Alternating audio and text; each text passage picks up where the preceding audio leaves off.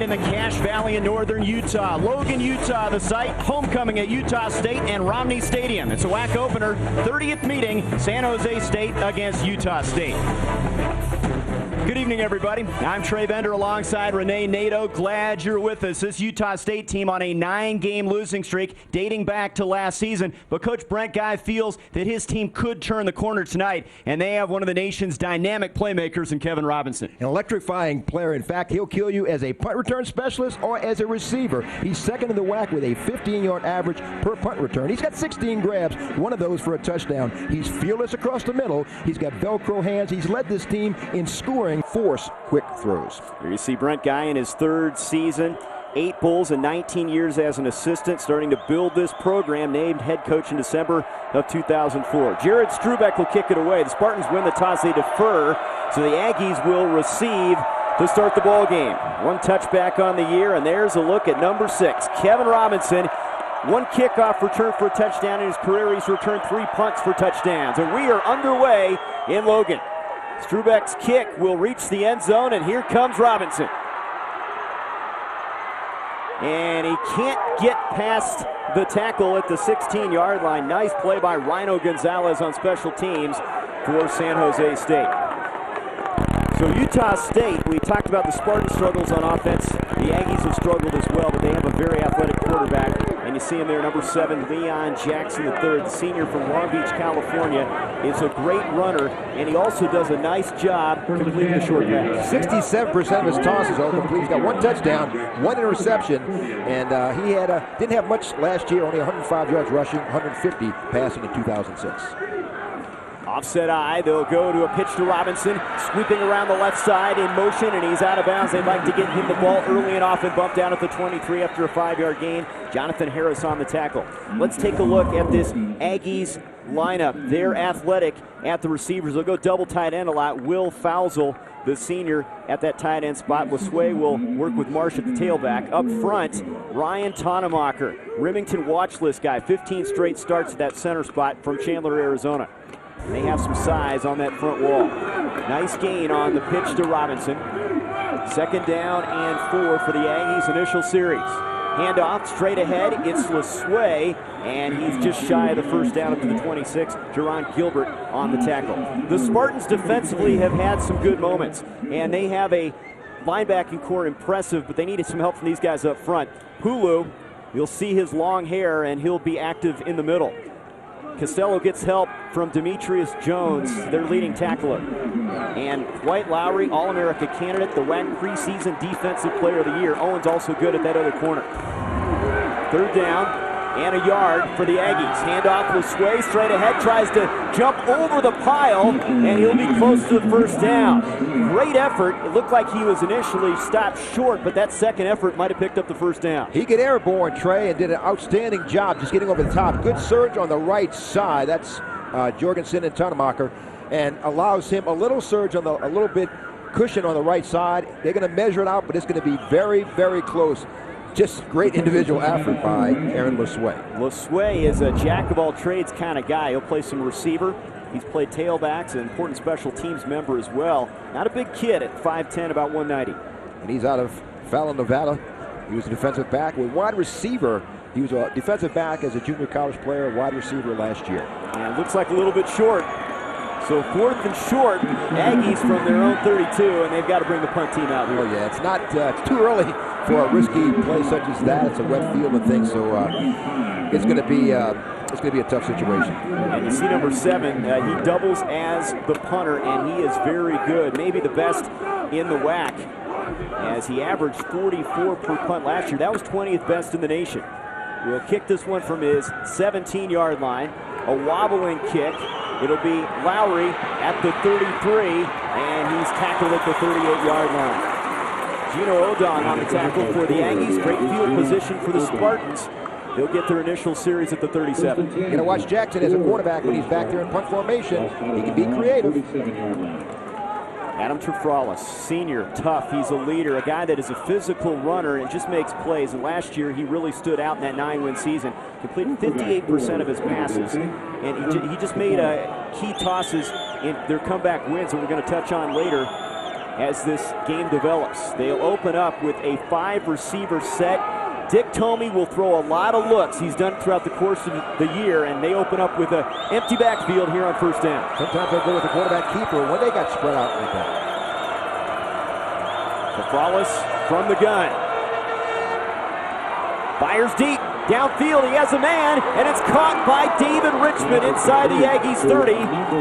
Second year of organized football for Richmond. Caleb Taylor on the tackle, but that's his 11th catch of the year. And he just is on a go route, and Kafralis delivers the ball right on his mark, right beyond the outstretched hands of the defensive back. He finds it, first down. This is a shot in the arm to the Spartan offense that they gain positive territory on first down, the very first play. As he goes, he gets beyond the coverage, and you just cannot allow him, a wide receiver, to get Caleb Taylor, the free safety, tried to pick him up in his one-on-one coverage with 5 receivers in the game. 35-yard pickup. Great start for the Spartans. They'll go I set now and 2 receivers left. Handoff, Dominic Hunsucker breaks a tackle, moves upfield, and down to the 25-yard line, made something out of nothing. Let's take a look at the Spartans lineup again. There will be different looks throughout the course of the evening. They're looking for playmakers. They lost 2 receivers to the NFL a year ago. And Kevin Jurovich, probably their best receiver, the junior from San Jose. They'd love to get some production from their running backs as well. They have not run the football well. Up front, they're big. They make some changes. Justin Paysinger, a Remington watch list guy, in at the center spot starting. He missed the first 2 with a back injury. Second down and 8 at the 25-yard line. Again, the wide receiver look, the swing pass. Jacob French, the catch, has a first down inside the 10, and he's down to the 6-yard line. That time they split the receivers out. Caleb Taylor, the free safety, on the tackle. Good play, good swing pass, and good blocking downfield. You can see the wide receiver up ahead. Good block right there. Number 11, bringing him outside, allowing him to scoot up the field for positive yardage inside the red zone, inside the 6-yard line. And San Jose, a very impressive drive opening this game, Trey. Mohamed Marah now dots the I. First and goal from the 6-yard line. With 2 receivers left, they continue to mix things up.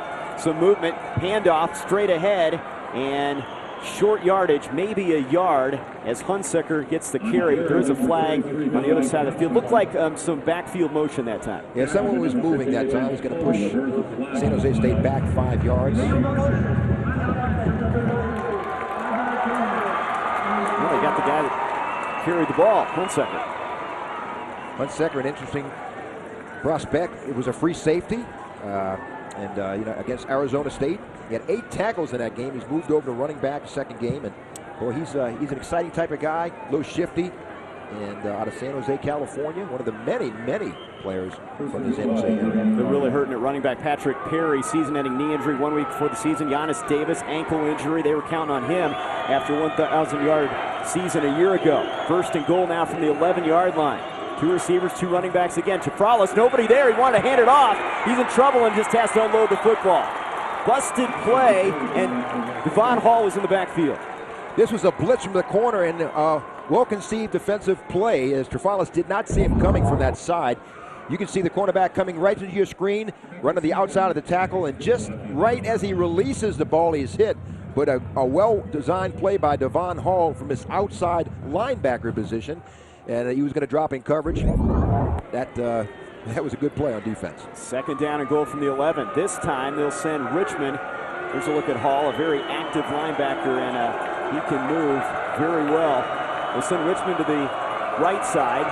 And again, a 4-receiver look, the run option. Kafralis pitches. It's Jacob French, the tailback, and he's inside the 5 before he's bumped out of bounds. Nice play over there by the free safety Roy Hurst.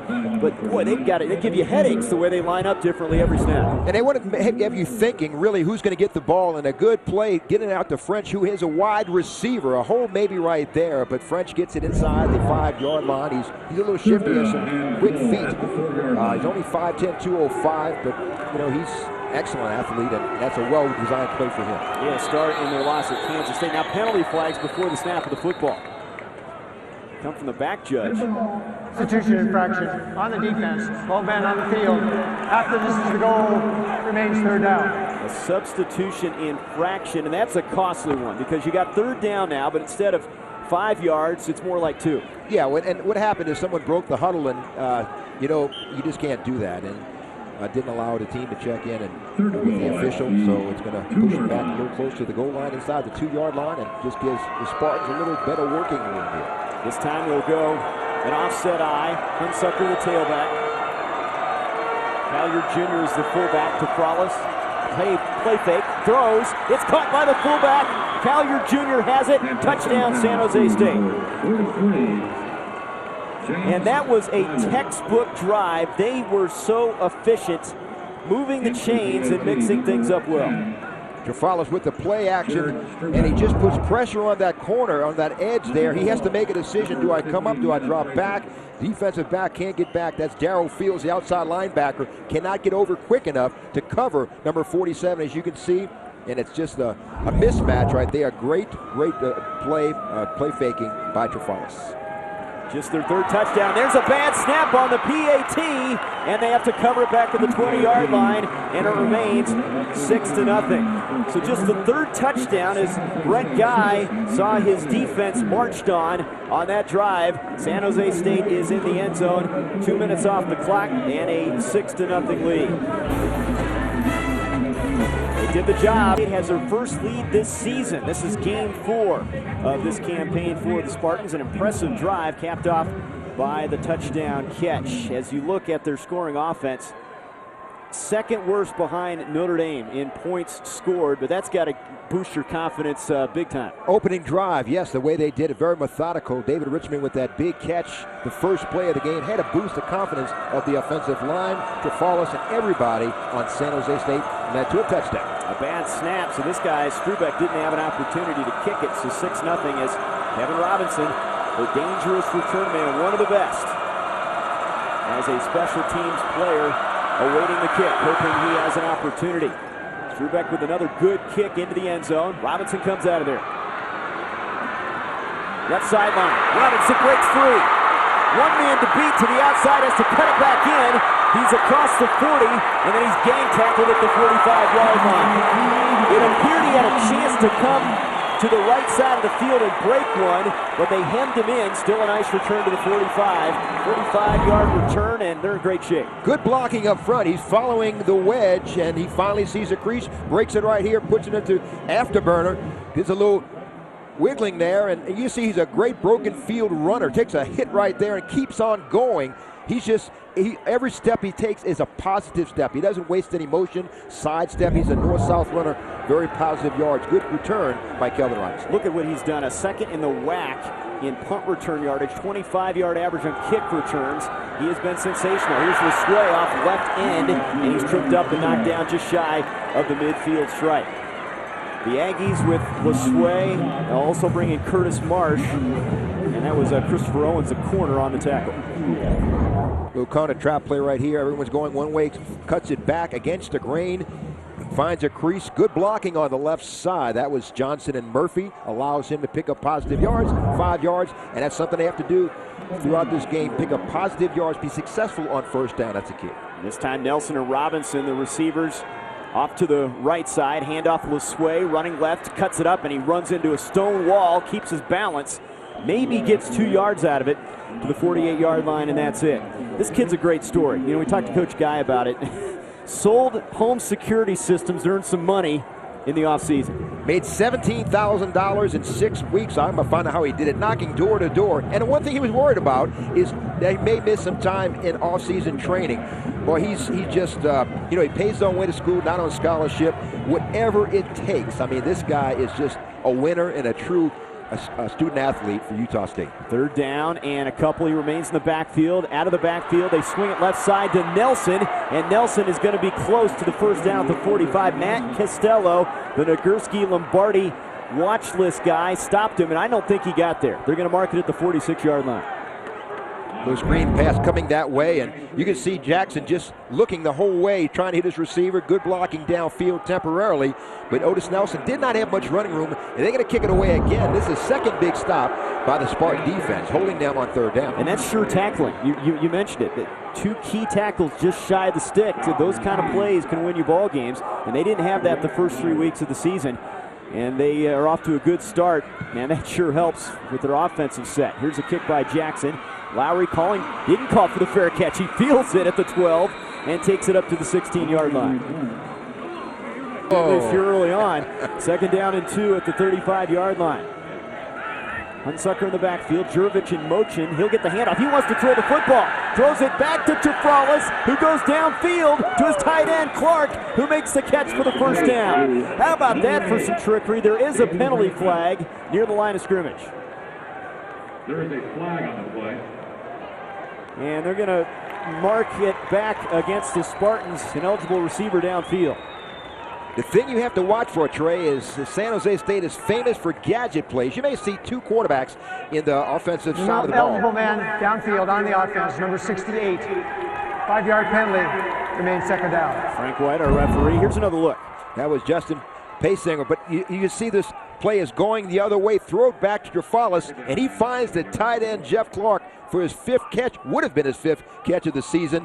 But again, these gadget plays are something that opens up the defense. It makes you think a little bit. And even if they don't run this play again, Utah State knows it's in their repertoire. They may do it later in the game. Coach Tomey has done that throughout his career. Now play action. Trefralis flips one. Little shovel pass ahead to French, and he's cut down after a short gain for 33 by Frank Miley, the left tackle. That was a little, I don't know, it looked like a little shovel the way Staubach to Preston Pearson did it back in the 70s with the Cowboys. Well, you know, they steal a page or two from the Dallas Cowboys. They may run that flex defense a little bit later. Trefralis just sucking the defense into him, letting them think he's going to drop back the pass, and opens up everything for French underneath for a nice pickup. 3rd down, 4 from the 33-yard line. Again, the empty backfield and 5 receivers.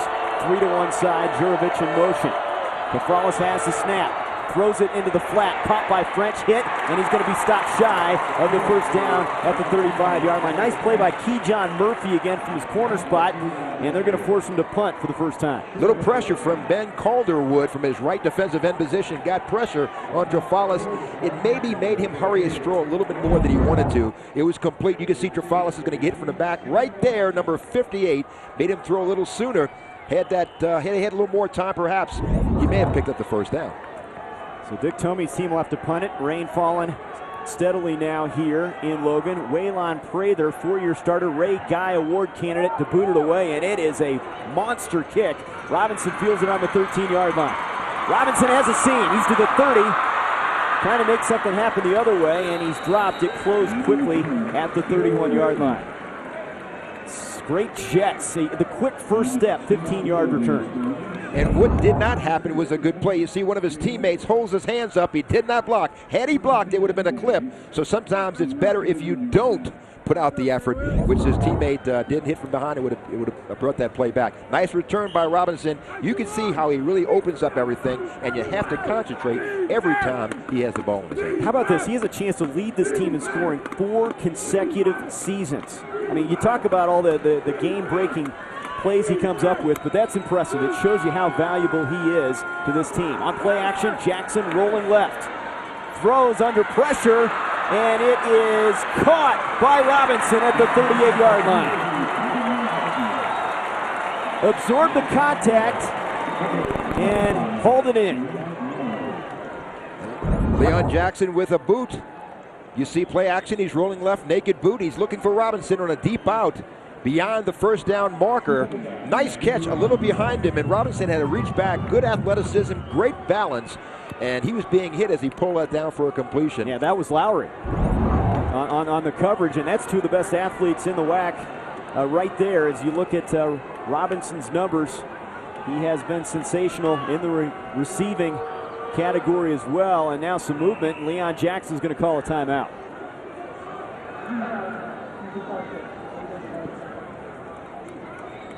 .5:53 to go, first quarter, and Brent Guy's team trying to move the chains. 6-0. The Spartans have the lead in the WAC opener.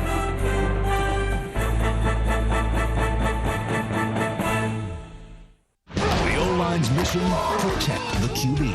Last season, the Ravens offensive line allowed the 2nd fewest sacks in the league. This ain't no party. This ain't no disco. This ain't no fooling around. Ravens Extra, the maximum Ravens postgame show after the Ravens-Browns game Sunday on MASN. Masson means maximum Ravens. Be there. Who do I draft first? Quarterback or running back? Steven Jackson or LaDainian Tomlinson? Hey, when do I draft a kicker? How many running backs should I draft, huh? And who's a surefire rookie, huh? Who's the better fantasy QB, Peyton Manning or Tom Brady? Who's got the better defense, the Ravens or the Bears? Who's a super sleeper pick? Chad Johnson or Marvin Harrison, huh? Who's a draft day bargain? Anita Marks and her fantasy football experts show you how to win your league. Fantasy Blitz, Thursdays at 3 p.m. on Masson. Be there. Mother Nature is now in a bad mood here in Logan, Utah. 6-0 San Jose State lead, and the rain starting to come down. We knew we'd see it tonight. The Aggies have the football with a 2nd down and 2 at their 39-yard line. They'll send their tight end, Jimmy Bohm, in motion and run the football. It's Curtis Marsh, and he gets it across the 40 and close to the 1st down. Nice change of pace guy. He can really run a 10-8, 100 meters. The freshman from Simi Valley, California. He originally committed to the Naval Academy, and you know his dad was an NFL player. He was drafted by the Jacksonville Jaguars, spent 2 years there, went over to the Pittsburgh Steelers, played with Cordell Stewart and Jerome Bettis, and so he's got some pretty good bloodlines. Good vision, north-south runner, but again, good point. He does change, he'll change a pace runner. There's a look at his numbers, and hoping to have a breakout game. He's a guy that is a nice compliment to LeSueur, the senior, and you know Marsh will get a lot of action next year. On 3rd and short, rolling left, Jackson, wide open Robinson, and he has just enough to get the 1st down. He lost his footing, but the dive got him the 1st down, it appears, but there is a roughing the passer penalty that's going to be tacked on here as Jackson was roughed up after the throw. A little pressure on defense as Jackson again, a little bootleg, rolling left, and you can see he's going to be hit on the right side by Justin Cole. Is going to call for a 15-yard penalty. Just couldn't hold up, and well, anyway. Well, you know, Robinson had a chance to really bust that one. But again, the footing is going to be a little bit tricky here with the weather. Yeah, and I think he was just too excited. He's got his hands on the ball a couple of times. Has 17 grabs thus far this season, 1 tonight. Let's make that 18. He's got 2 tonight. Coach Guy talking to Robinson. Sometimes he says he tries to make too many big plays and doesn't make the simple plays, but they do move the sticks. 1st down at the Spartans' 43-yard line. Terrell Richards is in motion. Handoff, Marsh straight ahead, picking his way down to the 41 for a couple yards. It's been tough sledding between the tackles so far for Utah State. In there that time, Jonathan Harris, the safety. Curtis Marsh, you know, he's a little changer. He led this team in rushing all 3 games thus far. He's got a football gear and plays very fast. The only thing about freshmen, Trey, is they have to learn to be patient with their blocks and stuff. Sometimes in high school they ran real quick and they were the big man on campus, if you will. But as he gets more experience, he'll become more patient. But he does have the skills to be an outstanding running back for Coach Guy. He had 61 yards at Wyoming, 50 on the ground against UNLV. 2nd down and 8. Gets the handoff again, straight ahead, driving inside the 35. A flag comes in, and he's close to the 1st down stick. Demetrius Jones, the senior linebacker, on the tackle. The flag in the middle of the pile. Pace Johnson maybe got a handful of white jersey. Don't know if that's him. Yes. I'm going to back him up. And those are the kind of penalties that have hurt both teams early in the year. You can see right in the On middle. offense, number 74. Okay. 10-yard penalty from the spot of the foul. Remains 2nd down. Well, it was Sean Murphy, but I did see number 63 reaching out there. Shame, it's a nice play and nice drive going there. Had their 1st down. Now it pushes them back. Instead of 1st down, you got 2nd and 15. Coach Guy, a great track record as a defensive coordinator, making the move to head coach, starting to develop his style of play here. And we're going to talk about some of the things they've done at this university that are going to help him in recruiting down the line. On 2nd down and long, Jackson setting up the screen, caught by Marsh, and he can't break the tackle of Costello, and he drops him at the 44-yard line. Costello, a sure tackler. I mean, if he gets a chance to get a hand on you, you're going down. He's watching. Look, you see him reading number 35, moving right there. He moves over, no false step. What I mean, Trey, is he doesn't go a step in the wrong direction. His 1st step is right towards the ball where he needs to make the tackle. He's better making the tackle on the run than straight on. Looks like Marsh may be sitting out this next play. Costello, 15 games of 10 tackles or more, and that was textbook right there. It sets up a 3rd and 11 for the Aggies at the Spartans' 44-yard line. 3 receivers. Robinson in the slot. Jackson looking that way, goes to the other side. It's caught by Xavier Bowman, and Bowman's brought down after a short gain. Up to the 41-yard line. Tried to come across the field. Nothing doing.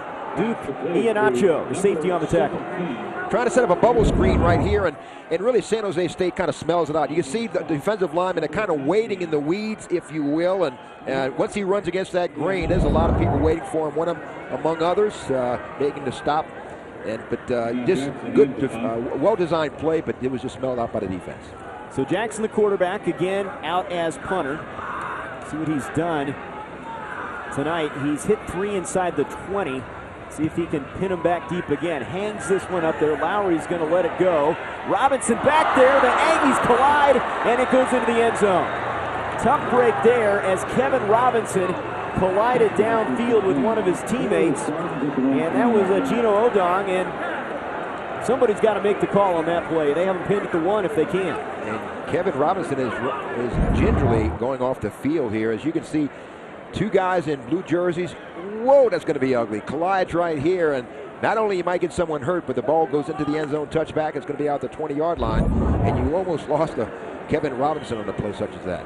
Boy, and that's like a couple outfielders, so somebody's got to call somebody off. Exactly. So the Spartans have it back as we near the 2-minute mark here late in the first quarter. They'll start from the 20-yard line. I set this time for Adam Tafralis. Wants to put it in the air. Has plenty of time. Down the middle. Cut by Jurovich. He's to midfield. And he's down to the Aggies' 45-yard line. Marquise Charles on the tackle. But Tafralis looks so calm. He really has a steadying influence at quarterback. They're in cover 1, so it's single up on the corners. And there's no safety home. It's all open. He beats him to the inside. That is Marquise Charles. Tafralis just delivers the ball right where it needs to be on that post pattern. Charles makes the stop, but not before the damage was done. First down, and Dick Tomey's got to be feeling good about his offense. Well, it looks like a brand new offensive attack here as they have the ball on the Aggie side of the field now at the 45. So movement up front. Tafralis takes a knee. He thinks the Aggies jumped. Couple blue shirts moving.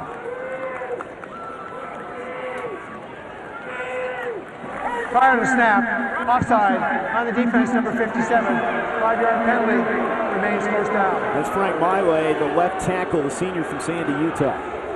This is Tafralis' 32nd start. He started all 4 seasons, as you mentioned earlier, for Utah State. For San Jose State, I'm sorry. He's also the first quarterback of San Jose State to lead the team in rushing 3 straight games. It's quite an athlete. Completed 66% of his passes last year, school record. Only 58% this year, but they're still looking for the first win. On 1st and 5, pressure, flushed out of there, throws on the run, a diving attempt, and that is caught. Great play by Jalal Beachman, the sophomore wide receiver. And that's Beachman's 6th catch. It's a deep out, and you can see Tafralis is going through his progressions, if you will. He's looking up the middle. He's flushed out of the pocket, throwing on the run. A great throw in a very small window of opportunity right in front of the safety, Caleb Taylor. Pretty good coverage right here. He doesn't throw it low. He could be batted away or intercepted. Just an outstanding throw by Tafralis. Had that touchdown against Kansas State. Big target at 6'4". First down inside the 30. Toss sweep left side. Huntsucker cuts it up. Hit by Hall and dropped after a short gain. Gets it to the 28-yard line. Huntsucker, it's got to be tough when you're thinking safety and all of a sudden they say, hey, we're going to try you running back as a sophomore. I'm sure he's excited, though, about that opportunity. You know, he had 24 touchdowns as a senior in 2005, and Huntsucker does have the skills to be an outstanding running back. But when you have your best guy go down, Davis, you have to switch gears and just look for someone. He was a candidate, stepped up, and he had such an outstanding career at San Jose, California, that he was a likely candidate. 2-yard pickup, 2nd and 8. Again, they go empty backfield. Tafralis looking over the situation here with the empty look in 5 receivers. Going deep, wants to go for the end zone, and Richmond, he's bumped, and it's incomplete. I don't know if he gets that football anyway, but clearly bumped at the 5-yard line. There was definitely contact made, and it was an uncatchable ball, and that was a good call. That was a good no call by the official. Roy Hurst on the coverage. Here's another look. Definitely contact between the safety and the receiver's already on the ground, but it was an uncatchable ball. Just went down and just going for the ball, and you could do it. The defensive play in a switch, caught between the switches, incomplete. 3rd down, 8 from the Aggies' 27-yard line. This time, French in motion. He'll go into the backfield now behind Tafralis. They'll run option. Pitch to French. Quarterback blocking. French cuts it up. First down inside the 15. And a nice run on a 3rd and long. They mix it up, and they were thinking pass, and they beat him with the run. The thing here, good run by French, but to contain, you must contain. When you run the option, there's no container to the outside. He gets outside of the coverage, scoots up the field. Good block downfield as well by Terrence Williams. Allows him to gain much needed first down. But again, Utah State was slow getting on the corner. And again, their outside man containment was knocked in. Let's look at the play selection. A couple of those runs, option runs, and they a 6-0 San Jose State lead as we start the second quarter in Logan. Whack opener for both teams. Dick Tomey's team coming off a 9-win bowl season a year ago, looking for their first victory, and he is one of the coaching greats. 43 seasons coaching football, 27th overall, and here's a look at the numbers of games, and look at the 3 guys in front of him. 170 wins, 56% of his attempts he's been successful with. It's not raining on his parade this afternoon. And I tell you what, he's been down this road before. Nothing rattles him. He'll right this ship. French is hit for loss. Devon Hall drops him back at the 16-yard line. One thing about Tomey, he looks younger every time you see him. A contract extension through 2010. 8 bowls, 5 top 25 teams. Nice play here by Hall in the middle. He fills very well. That's what you want a linebacker to do. It's his 23rd stop of the season. He's gotten really strong on the off season. He's better against the run than he is against the pass. But he was a quarterback and a wide receiver in high school, a teammate of Derek Cumbie. So he must have some kind of heck of a high school team. Lost 2 yards on that carry. 2nd and 12 now. They'll go back to the ground. French straight ahead, and he's down to the 14-yard line. Devon Hall again on the stop. Interesting play call there. It sets up a 3rd down and 10 yards to go from the 14. Well, yeah, I think they thought that San Jose thought that Utah State would not be ready for the same play again, but Devon Hall stepped up, back-to-back tackles. He had 7 tackles against San Jose State last year, and Devon Hall is doing pretty well this series. Okay, so on 3rd and long, they come out with a traditional set here. We've seen the 5-receiver look. They're 2 for 3 on 3rd downs tonight. 2 receivers, 2 running backs. On 3rd and 10 and some movement, and it looked like the Aggies jumped off sides again. I think that was Miley. He's been guilty before. That would make it a lot easier. Question was he drawn off sides? Frank White and his crew getting together. But that would make it a completely different situation on 3rd down if it's offsides here. There was no contact on the play, therefore it's 4th down. Oh, they call so the knee, it becomes a loss, and it's 4th down. Interesting call there. But they'll go for a field goal, and this has to be a victory of sorts for the Utah State defense that they've held them as they were driving down the field and bogged down to the 15. So Strubeck from 31 yards out of the hole of Waylon Prather, who's their punter as well. He's 1 for 2 this year, hit a 28-yarder in their opener at Arizona State.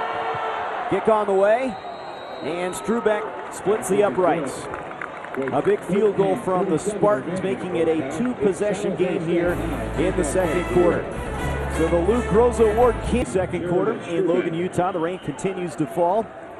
Good crowd on hand, though, and the Aggies trying to get their offense jump-started. The Spartans have done a lot of things well on the offensive side of the ball. Strubeck with a short kick. Robinson a chance at the 20-yard line. Left sideline. He's to the 45. Robinson tripped up, keeps his feet. He could go. Kicker to beat. Robinson, touchdown. Aggies, no flags on the field. He does it again to the Spartans. Had a punt return for a touchdown last year against San Jose State. That one goes 75 yards. His 2nd kickoff return for score in his career. They tried to position him so they can cut off the field. They kick it to the right side, kind of kicking away the middle of the field, but he just has a burst of speed. running away. He's got that game speed. He's only a 4.55 guy, maybe. But the fact is he's got good block right there, downfield as well, opened up by Aaron LeSueur, allowed him to get past the kicker into the end zone. And again, you said he had an 87-yarder against San Jose State. He had 3 touchdowns against the Spartans just a couple of years ago. But he's got a nose for the end zone. Good block by number 1, LeSueur. And he's just setting up his blocks. It just sets up the kickoff man and cuts it back the other way. It's just got too much speed into the end zone, and that is a big play with the extra point. They make this quite a game. He's already noted a dynamic punt returner, and he's adding his kickoff return to that resume. The other, he has 2 of those, 3 punt returns for scores. And sometimes Coach Guy says if you had to knock on him for one thing, he dances too much. There was no dancing on that play. He let the blocking set things up on that side. He's got great vision, great balance, and the thing is he's a home run threat every time he touches the ball, whether it be as a pitch out, as a receiver, or as a kickoff or punt returner. Boy, I tell you, he's going to be playing on Sunday. They call him Mr. Everything. He's very, very consistent. He always has a big day against San Jose State, it seems. He's got 9 grabs, 100, make that 11 grabs on the for his career against San Jose State. The punter last year, Waylon Prather, they started calling him Waylon Prather because he outkicked the coverage on an 87-yard punt return by Robinson for a score last year. But he is dynamic, no question. And that kick through the end zone and a touchback, and they'll start on the 20-yard line. Talk about a game changer. Coach Guy thought he could come up with a couple big plays, and he does it here early. And special teams plays a major role. And he said this yesterday when we visited with him, Trey, that special teams will play a major factor. He says that because he knows he has Kevin Robinson on his side. But well, I tell you, it has certainly played a major factor here. Give credit to San Jose State. They've done well on defense, and their offense is clicking pretty well as well. So a 9-7 game here early in the second quarter.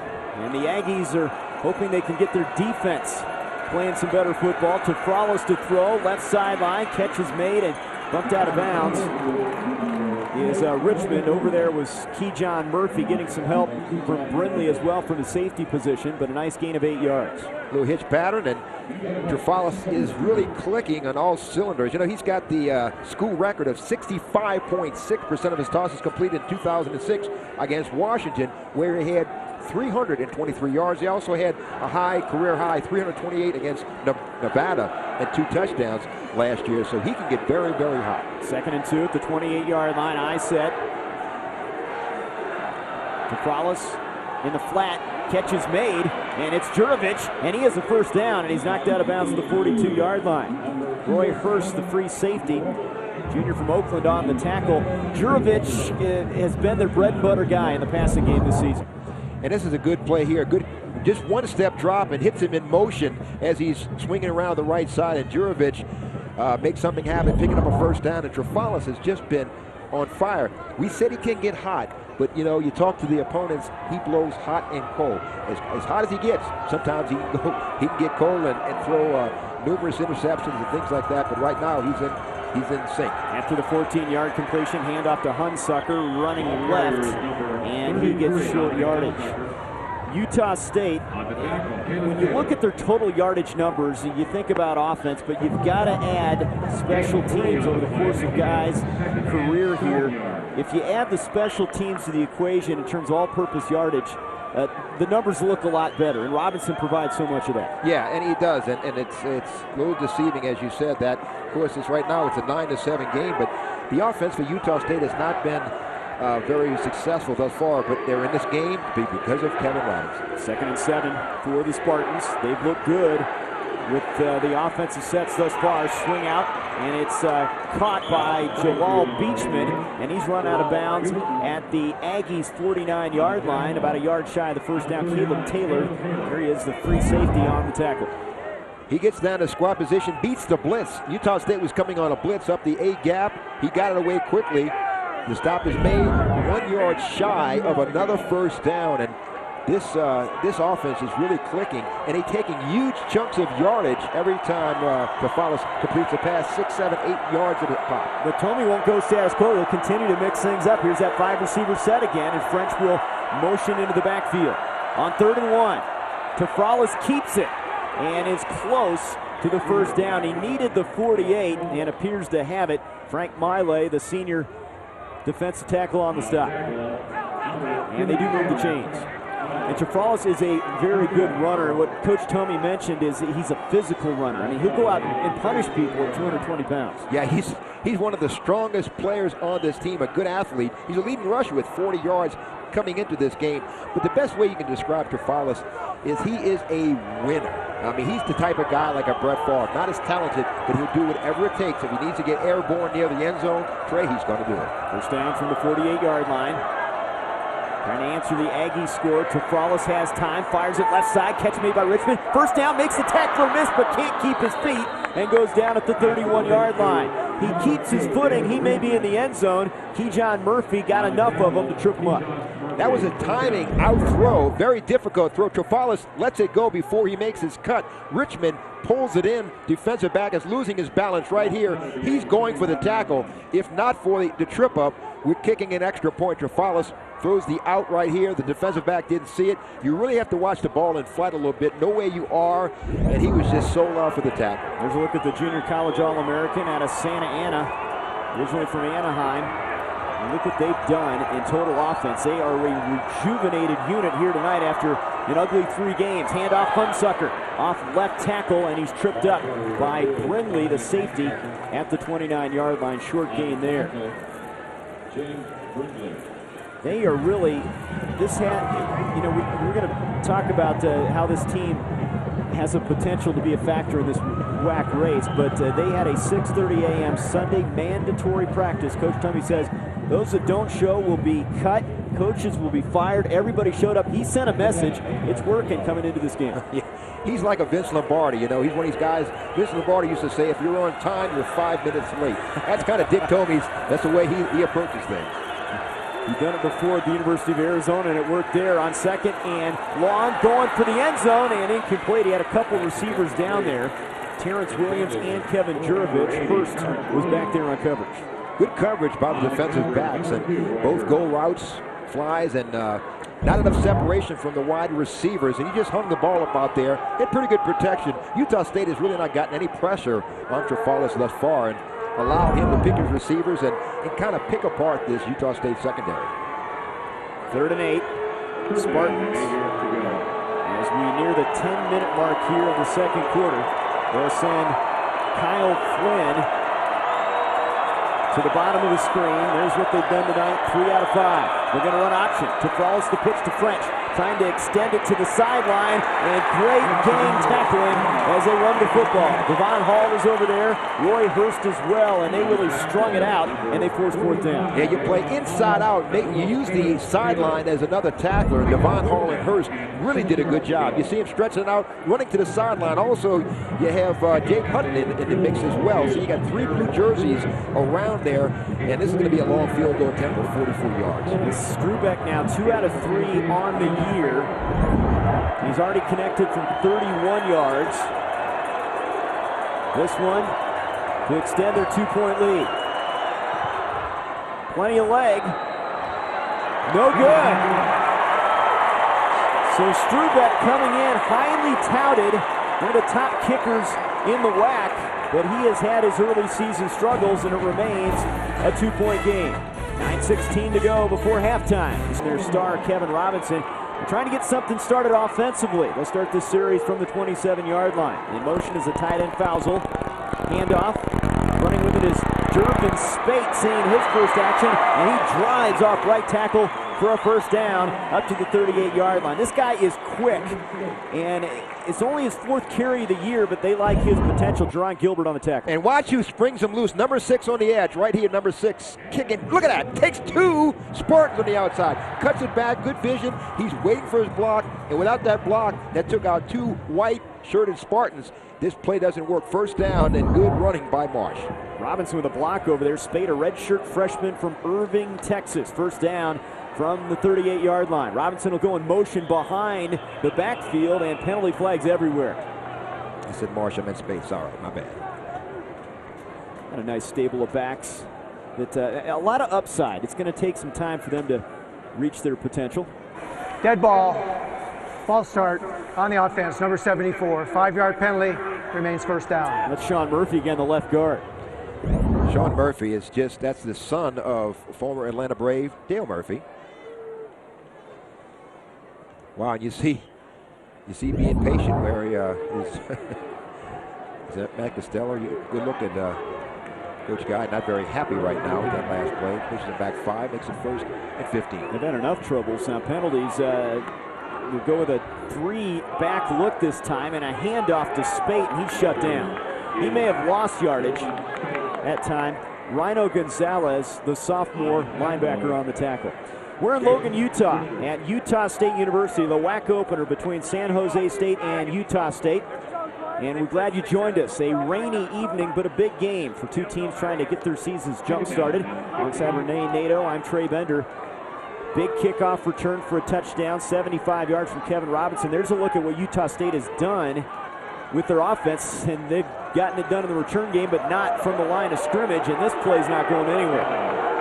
Carl Iannacho, the sophomore defensive end, shut that play down, and now it's 3rd and long coming up. The thing I'm a little surprised, Trey, is that Leon Jackson has not gotten on the edge and the perimeter and used his feet and his abilities to get outside. It's been a lot of inside handoff, a lot of zone read and things of that sort. I'm expecting them to come out a little bit more and be a little more wide open. 3rd down, it kind of puts you back up against the wall now, 3rd and long, and pretty obvious what you need to do. Spate remains in the backfield after getting that last carry. 4-receiver look this time. Jackson pressured, fires right side, caught by Nelson across the 40. That's going to be short of first down. They do pick up a big chunk of real estate. Knocked out by Christopher Owens, the junior corner, but they'll have to punt it away. And Christopher Owens played that well. He kept everything in front of him. He knew where the yard line marker was. Jackson just drops back. Good protection. Fires the pattern. The catch made, but short of the first down. Otis Nelson got about 10. He needed 15. There's a look at Nelson, junior from West Valley City, Utah, suburb of Salt Lake City. On 4th and 5, Jackson again will try to pin him deep with Lowry awaiting the kick. A high kick. Lowry calling for a fair catch this time, and he makes it at the 16-yard line. So the Spartans have the football back. They have a touchdown drive, also a drive for a field goal. They have moved the football consistently, and that's something they can hang their hat on. Time of possession, they're moving it the way they want to move it. Yeah, and that's got to be a shot in the arm to their confidence as well, that they bogged down. In the first couple of drives, they fell a yard short of gaining first down territory. Now they got to be feeling good about themselves. And as Trafalis brings his troop back on the field. San Jose State has played 3 quarterbacks in almost every game thus far, and 4 in one game. Trafalis has gone the whole way, and he's having a good outing. I don't think you'd want to make the switch right now with the guy with a hot hand. First down from the 17. Blitz is coming to Frollis, left side. Catch made by Richmond, breaks a tackle, breaks another tackle, and he has a first down up to the 30-yard line. Richmond, another of their big targets at 6'4", 200, and he turns a short gain into a first down. He's a big-time receiver. He took up football at Santa Ana Community College, runs a hitch pattern here, breaks the initial tackle, then another, does a spin move. Not before he gets up the first down and beyond to a pair of Aggies bring him to the ground, but the damage is already done. Richmond, as you said, 6'4", 200 pounds, had 5 grabs against Arizona State. He has tremendous basketball skills before he began to play football. Now movement, and that appeared that Devon Hall jumped the line of scrimmage. And Tafralis is doing a nice job with his count at the line of scrimmage. He's getting them to move and jump. On the defense, number 31, 5-yard penalty, remains first down. And that was, they're going to get Paul Igboli, but it looked like Hall jumped over as well. What they're doing is, one thing he's doing, Trey, is that, he's done such a quick count, and he's changing his cadence a little bit. He's releasing the ball on 1 or 2 steps, and Utah State is maybe trying to get the jump on him a little bit, and is throwing him off. Any slight change of voice inflection may affect it, and he did a good job. Picked up 5 yards when the clock went even moving. 1st and 5 now at the 35-yard line. Eye set, Collier and Hunsucker to Frollis, play fake. Plenty of time in the pocket, going deep downfield, flag is thrown, and it's incomplete, intended for Jurovich, and now a flag comes in on that coverage down near the 20-yard line. Well, that was very close coverage. In fact, both those defensive backs were wearing that wide receiver like a pair of spandex shorts. They're a little too close, I think, and so they had a couple of maybe Chuck's on that wide receiver going downfield. That's definitely too close for comfort. Woo! I'll tell you, they'll have to sort out a couple. One at the midfield stripe, so we'll hear from Frank White here. We have two fouls on the play. Holding on the defense, number 31. That penalty is declined. Pass interference on the defense, number 26. That penalty is accepted. Automatic first down. So James Brindley, the strong safety, they're going to get him for the penalty here. Igboli was into coverage as well as Brantley, and the hold was on the first call, and you can see they were just very close here, and he had a hand on a receiver. You can't keep your hand on a receiver as he's going down on his pattern, and there was no way for that completion. But that's as good as a completion first down, and again, that moves the chains, and Trafalis doing a great job. 15-yard penalty, first down at the midfield stripe now. They'll go with the 5-receiver look. Trips to the left side for Trafalis. Has time, over the middle, incomplete, and there's a flag. Richmond's bumped. He was bumped by Keyshawn Murphy, and they're going to whistle him again in the secondary. And it looked like a couple guys in striped shirts saw that one. Looked like Murphy was trying to take the inside away from him as he was running that post pattern, and made contact right before the ball arrived. It's going to be a first down. On the defense, number 9, 15-yard penalty from his previous spot. Automatic first down. So they'll get Murphy, and again, they'll tack on 15 more. And penalties are really just killing Utah State defense right now as contact. It was really an uncatchable ball, but contact was made, and in the judgment of the official, it certainly impeded his ability to make the catch. Yeah. You know, and Coach Guy said we can't give up the big play. That essentially is giving up a big play when you bail him out like that. Well, you know, that wasn't going to be a touchdown, and the thing is that when you make contact, you have to play smart, and he took a chance and got his hand caught in the cookie jar, and first down again for the Spartans. Again, Hunsucker dots the I. Play fake to Frollis, to the fullback, Collier Jr., inside the 25, and he has a first down to the Aggies' 19. The mix again of run and pass. Brindley, the strong safety on the tackle. And Collier coming in had not caught a pass, and he has 2 key catches here in the first half. Naked boot for Trafalis. Fake handoff right there to Hunsucker. Kind of freezes those linebackers. He's all by himself as Collier gets up the first down, gets up the field, shows a nice pair of soft hands and scootability as he avoids a couple of would-be tacklers for the first down. His brother, James T. Collier, did not make the trip. As you look at the Tafralis, look at that, spreading it around. 5 different receivers. He's also done a good job running the option game. On first down, they're going to blow this play dead. And it looks like motion is the call on the Spartans. But prior to the snap, false start on the offense. Number 80, 5-yard penalty, remains first down. When an offensive team is struggling, the best thing to do is to spread it around a little bit. And they have really kept the Aggies off balance with their offense. They really have, and you know, it's you know, when you spread them out, it opens up the running lane and things like that, and they're doing a very good job of managing the ball and making Utah State defense think about what's coming. You're getting them to think run first, things like that, and Trafalis is really, with those 2- and 3-step drops, he's making it very difficult for the defense to get to him. Now the Spartans are going to have to burn a timeout. They will take their first one here as we near the 5-minute mark. They have 2 remaining. They have a 9-7 lead and getting close to the red zone.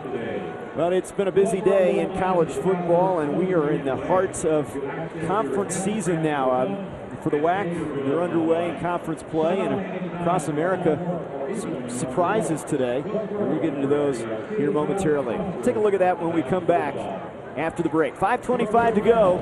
Second quarter, a 9-7 Spartans lead. Looking for more in Logan.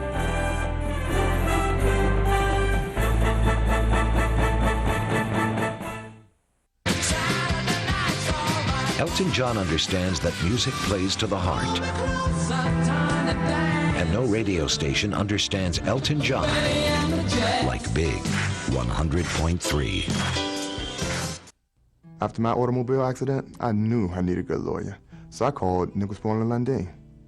Nichols, Bourne & Lundeen made sure I was not shortchanged by the insurance company. They made sure that all my bills were covered and I didn't end up in debt for an auto accident. That wasn't my fault. Nichols, Bourne & Lundeen got me compensation for my lost wages. Nicolsport and Lundin got me what I deserved for the accident. For a free consultation on your rights, call 1-888-834-2288.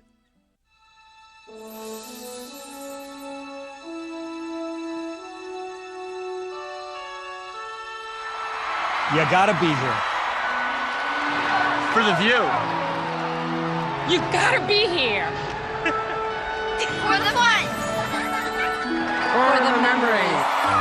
This is more than baseball. It's great time with the family. For the excitement. Orioles baseball at Camden Yards. Call 888-848-BIRD. Don't get eaten alive by credit card debt. If you have at least $5,000 to $50,000 or more in debt, stop the financial bleeding. Call Debt Group now. Debt Group's national network of attorneys works for you and negotiates your debt down to a fraction of what you owe. Eliminate your credit card bills, medical bills, and reduce them all into one affordable monthly payment. Call Debt Group now for a free debt reduction consultation. Call 800-396-1322. That's 800-396-1322. Fleetwood Mac. Their music is like a river that flows and changes course over time. And no radio station understands Fleetwood Mac like Big 100.3. The rain has let up a little bit here in the Cache Valley in northern Utah. San Jose State a 2-point lead and looking for some points here late in the second quarter.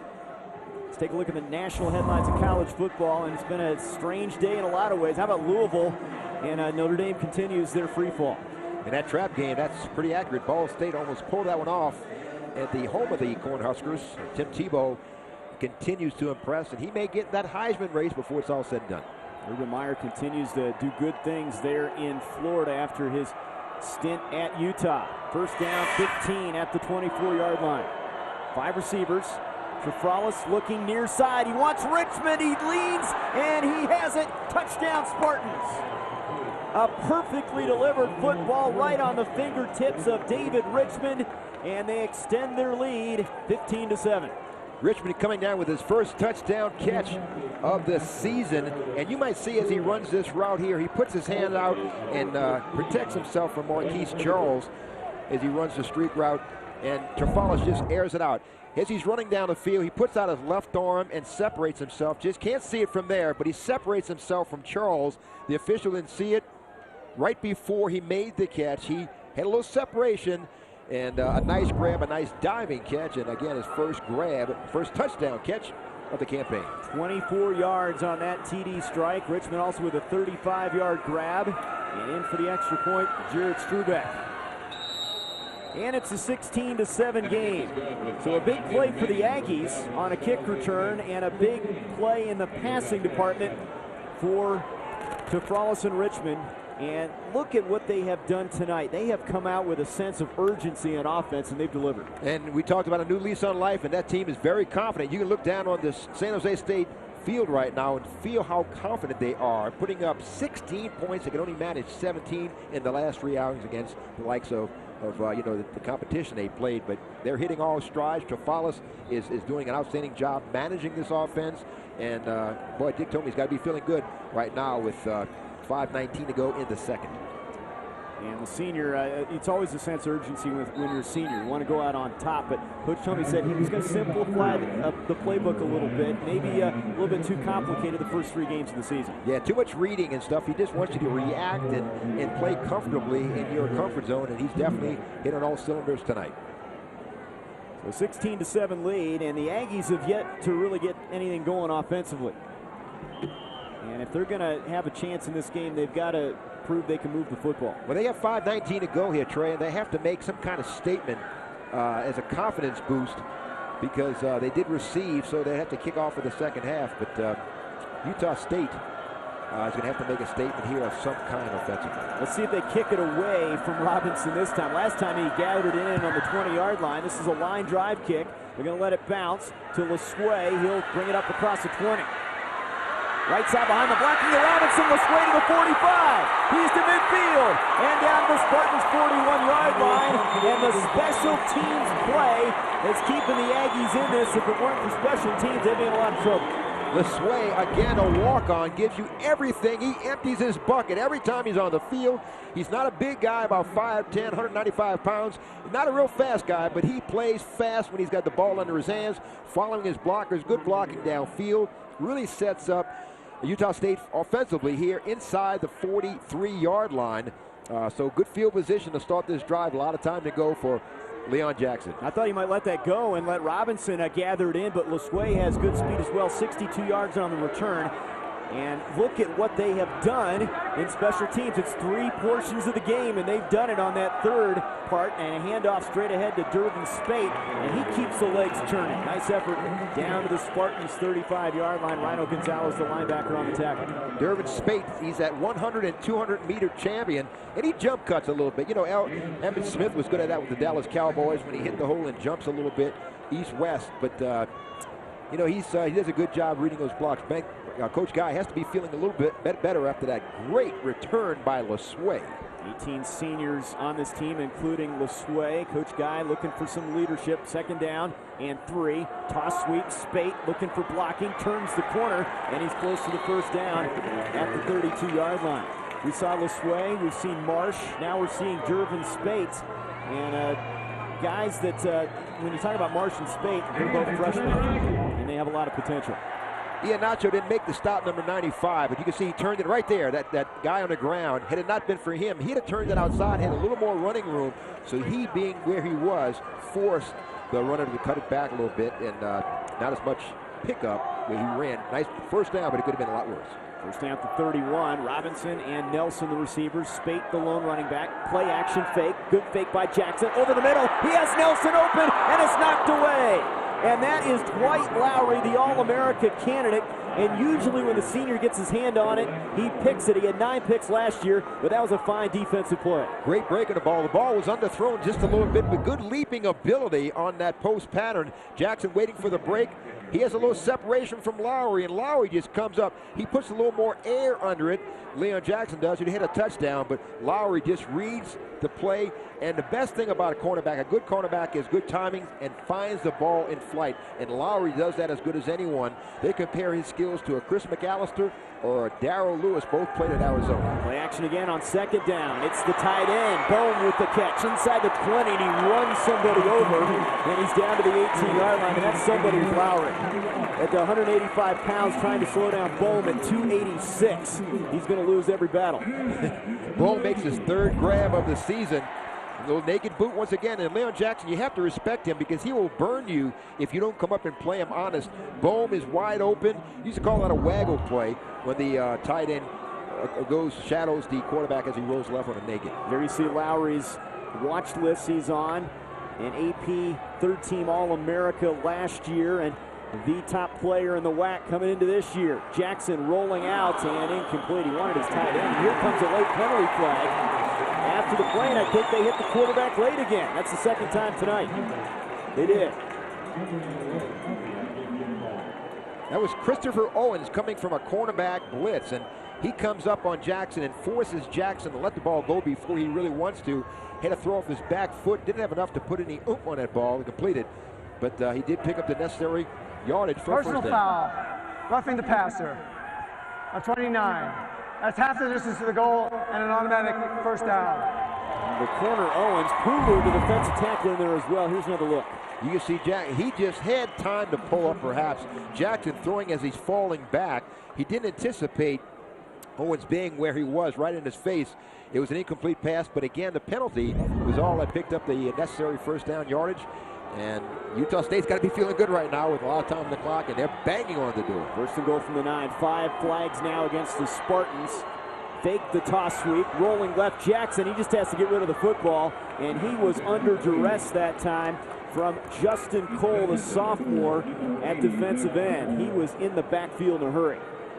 Justin Cole, a freshman All-American honorable mention last year, came on and really had some pressure. 4 sacks in 2006, and a big 6'3", 240-pound sophomore, really showing a lot of flash that time, reading Jackson, now allowing him to get outside and causing an incompletion. Jacob Atkinson now in at the fullback spot behind Jackson.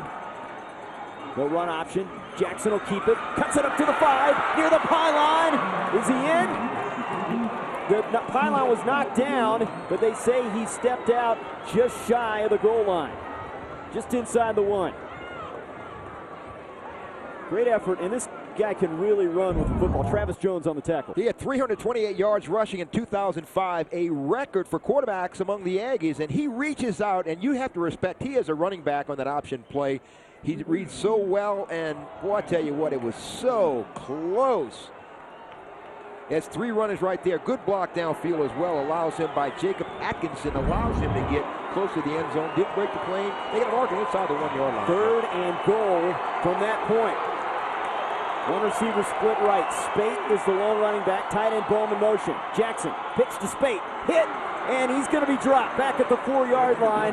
And they did a great job with Jonathan Harris, the safety, moving him into the backfield in a hurry. And then he got some help from his friends. It's 4th down. They anticipated that play, and it came on the snap, and Jonathan Harris came from his safety position, and he corralled him before he could start. He called it a loss, and boy, I tell you, they're going to hold Utah State now to a field goal, but that's a moral victory in this play. Good defensive effort by the Spartans.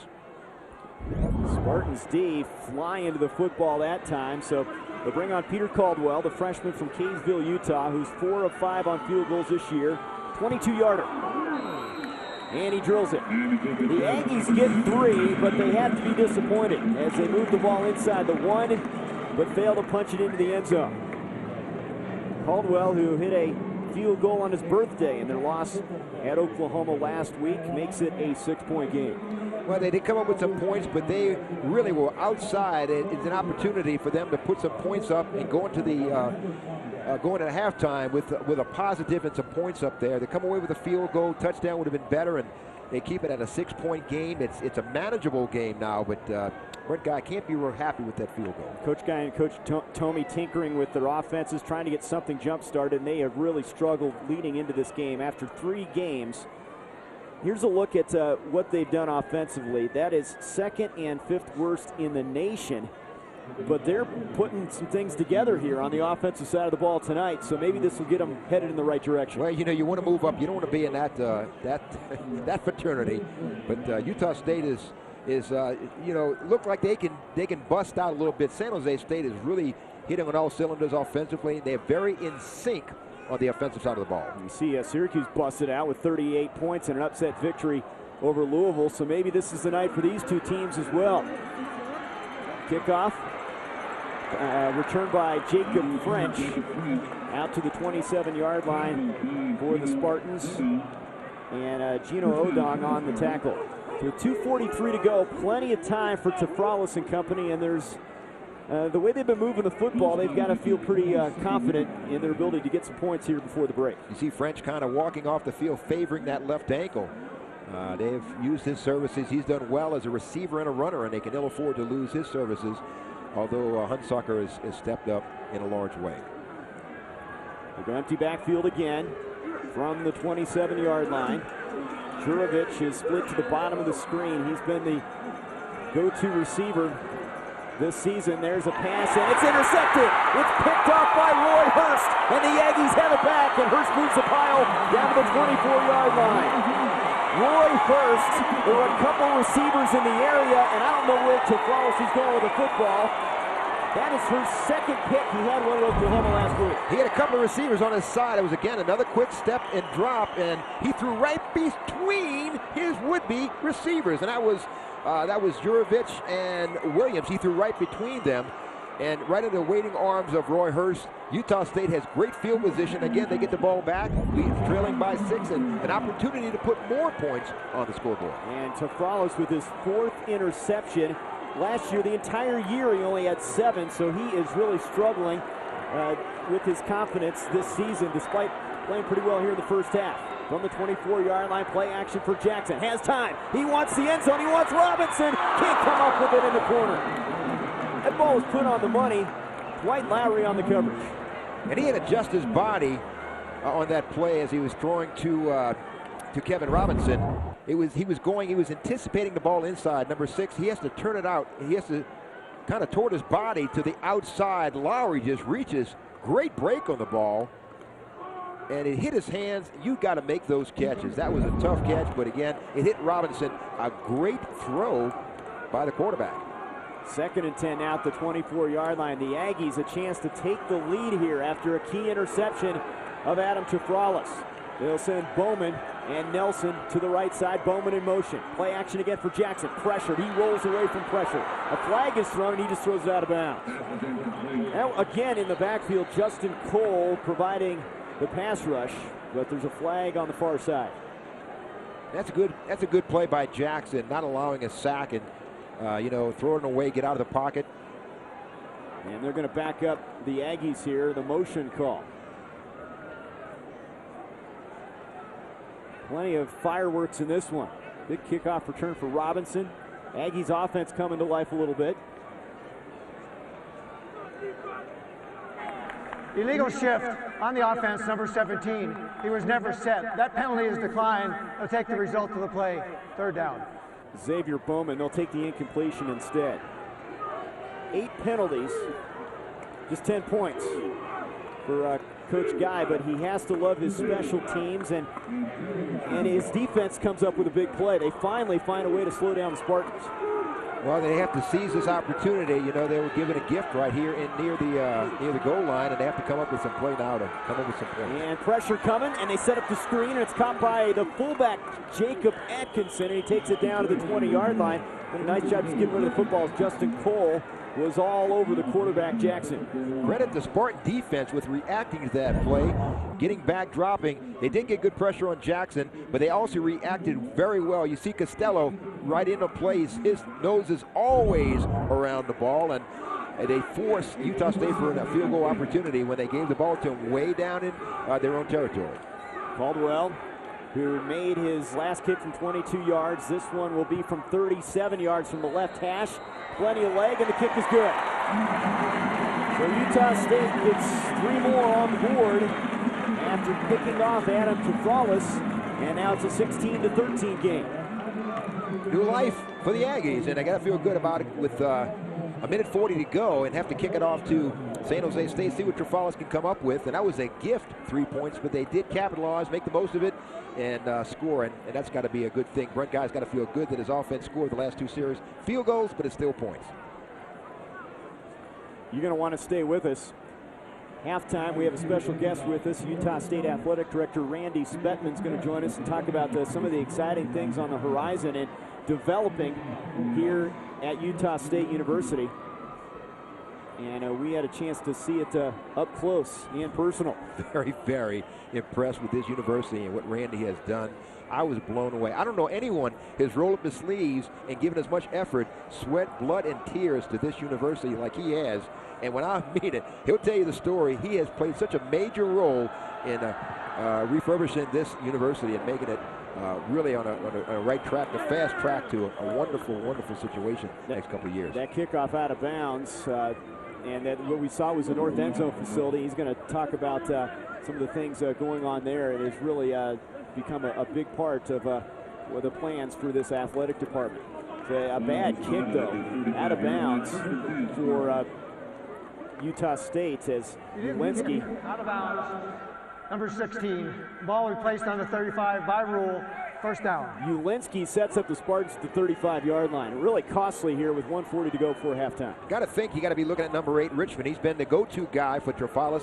He's called his number quite a bit, and I'm sure that Utah State has to be very aware and cognizant of what he can do and just make sure he doesn't get deep. 5 receiver look again for Tafralis. Short drop, he's going to run. That was a design play up the gut, not much happening. Paul Igboli shut him down at the 38-yard line. 3-yard pickup, the clock rolling. And that was a design play. Tafralis just saw a zone defense, and Hutton dropped back. The linebacker dropped back to take away the middle. That's all he had. He made the most of it. Only got about 3 yards, but lived to fight another day. And he's going to swing this one out to Beachman. And Beachman is hit and gang tackled at the 39. Brindley over there, and Joshua Taylor as well from his cornerback spot. And the clock will continue to roll, and Spartans now will use a timeout. Nice block on the edge by Richmond. He chop blocked as a comic cropper, if you will. Watch this. Just chopped his feet from underneath him. But a great reaction. He doesn't lay there. He gets off the ground. Joshua Taylor with the stop. You know, it's one thing to get knocked down, but don't stay there. And he showed a lot of fight to get up and make the stop. Taylor, part of the twin brothers set in that secondary. Joshua is a junior, and his brother Caleb, there's Joshua 23, Caleb 39, you see the left part of the picture there is a free safety, and they are a nice combination. They lost Antonio Taylor, not related, their leading tackler, suspended for the season for violation of team rules, and that hurt, but it's nice having a brother tandem, twin brother tandem nonetheless, leading them back there. From Corona, California, in fact, Joshua was a quarterback in high school. Caleb was his primary receiver, you would think, and I'm sure they wreaked havoc on opponents when they were playing in high school. Corona, California. I think they'd be on the same page a lot of things, and knowing where they're going. I'm sure being twins, I know they knew what each other were thinking all the time. After the timeout, Spartans have 1 timeout remaining, 3rd and 5 at the 40. DeFrallis steps up, delivers the football, catch made, short gain, Terrence Williams, Jake Hutton with a nice play, keeping him short of the stick. And their leading tackler and all-conference candidate shut him down. Terrence Williams, a transfer from Eastern Illinois, just underneath. They give him that, but nice tackle underneath by Hutton. Doesn't allow him to gain first down territory, and 4th down. They may have to turn the ball over, and just under a minute to go. Might give the Aggies an opportunity. You know, the Aggies have some very impressive linebackers when you think of Igboli and Hall and their speed, and then Hutton in the middle. And they'll all be back next year. A couple juniors and a sophomore. Well, they're smallish, but they run to the ball well. You know, Igboli's only 206 pounds. You're talking about safety size. But Devin Hall, he's all over the place. 22 stops. Hutton, 23 total tackles out of Pocatello, Idaho. And he's really done a good job from his middle linebacker. He was a first freshman in school history to lead the team in tackles with 87. That's number 53. Jake Hutton. He was a high school he was the All-State Defensive Player of the Year out of Pocatello, Idaho. So Waylon Prather is out there on 4th and 1. A minute and a second left before halftime. The Aggies have 1 timeout remaining. Robinson awaiting the punt inside his 15. End over end kick. Robinson from the 11. Gets to the outside. Robinson to the 30. He has a blocker in front. He's in midfield. He's in the Spartans 40 and finally cut down at the 38-yard line. He continues to come up with big plays. And Miles Eden finally cut him down. And we haven't even reached halftime, and he's putting up monster numbers. You know, he may not be as fast as Devin Hester from the Chicago Bears, but he is certainly as deadly every time he touches the ball. And when he plays on Sundays, they're going to have to know where he is. He'll be certainly a return specialist. Look, he's making his cuts at full speed, great vision, picking up his blocks, and he's getting some outstanding blocks downfield. Terrell Richards is one that laid out the would-be tackler. And again, Utah State in great field position with 45 ticks to go. 53-yard return, 194 in kickoff return yardage for the Aggies here in the first half. Rolling left, Jackson sets up, has time, and it's picked off by Costello at the 24-yard line. The guy we touched on in the open comes up with a big play with 38 seconds to go before halftime, and that's his first pick of the year. And he drops in zone coverage. Costello, he just finds where he needs to be, drops in that middle range, and he's watching the eyes. He is really watching the eyes of Jackson, steps right in front of the intended receiver, Otis Nelson, and all he has to do is fall down. He's got 38 ticks to go. I don't think San Jose State's going to look to do much this last couple of plays, except maybe fall down or maybe get a running play or two. Don't know. Dick told me maybe he's not happy with a 3-point lead. Well, he's going to go into the locker room, it appears, with a halftime lead unless they turn it over again. They're going to open it up here again with that 5-receiver set. DeFrallis looking downfield, goes underneath, catch made by Beachman. And he goes down to the 27-yard line. Pick up of 4 yards, and the clock will continue to roll. Keyshawn Murphy on the tackle. Now they'll stop it. Timeout call. They're playing nickel and dime right there. Now Utah State, they're not going to let anything go beyond them. They're going to keep everything underneath. So these last couple of plays are going to be stat patterns. Yeah, they're going to look good when it comes to it, but just going to be a completion, pick up 5 or 6 yards. So second down and 6 facing the Spartans from the 27. And, you know, both of these teams like that underneath stuff.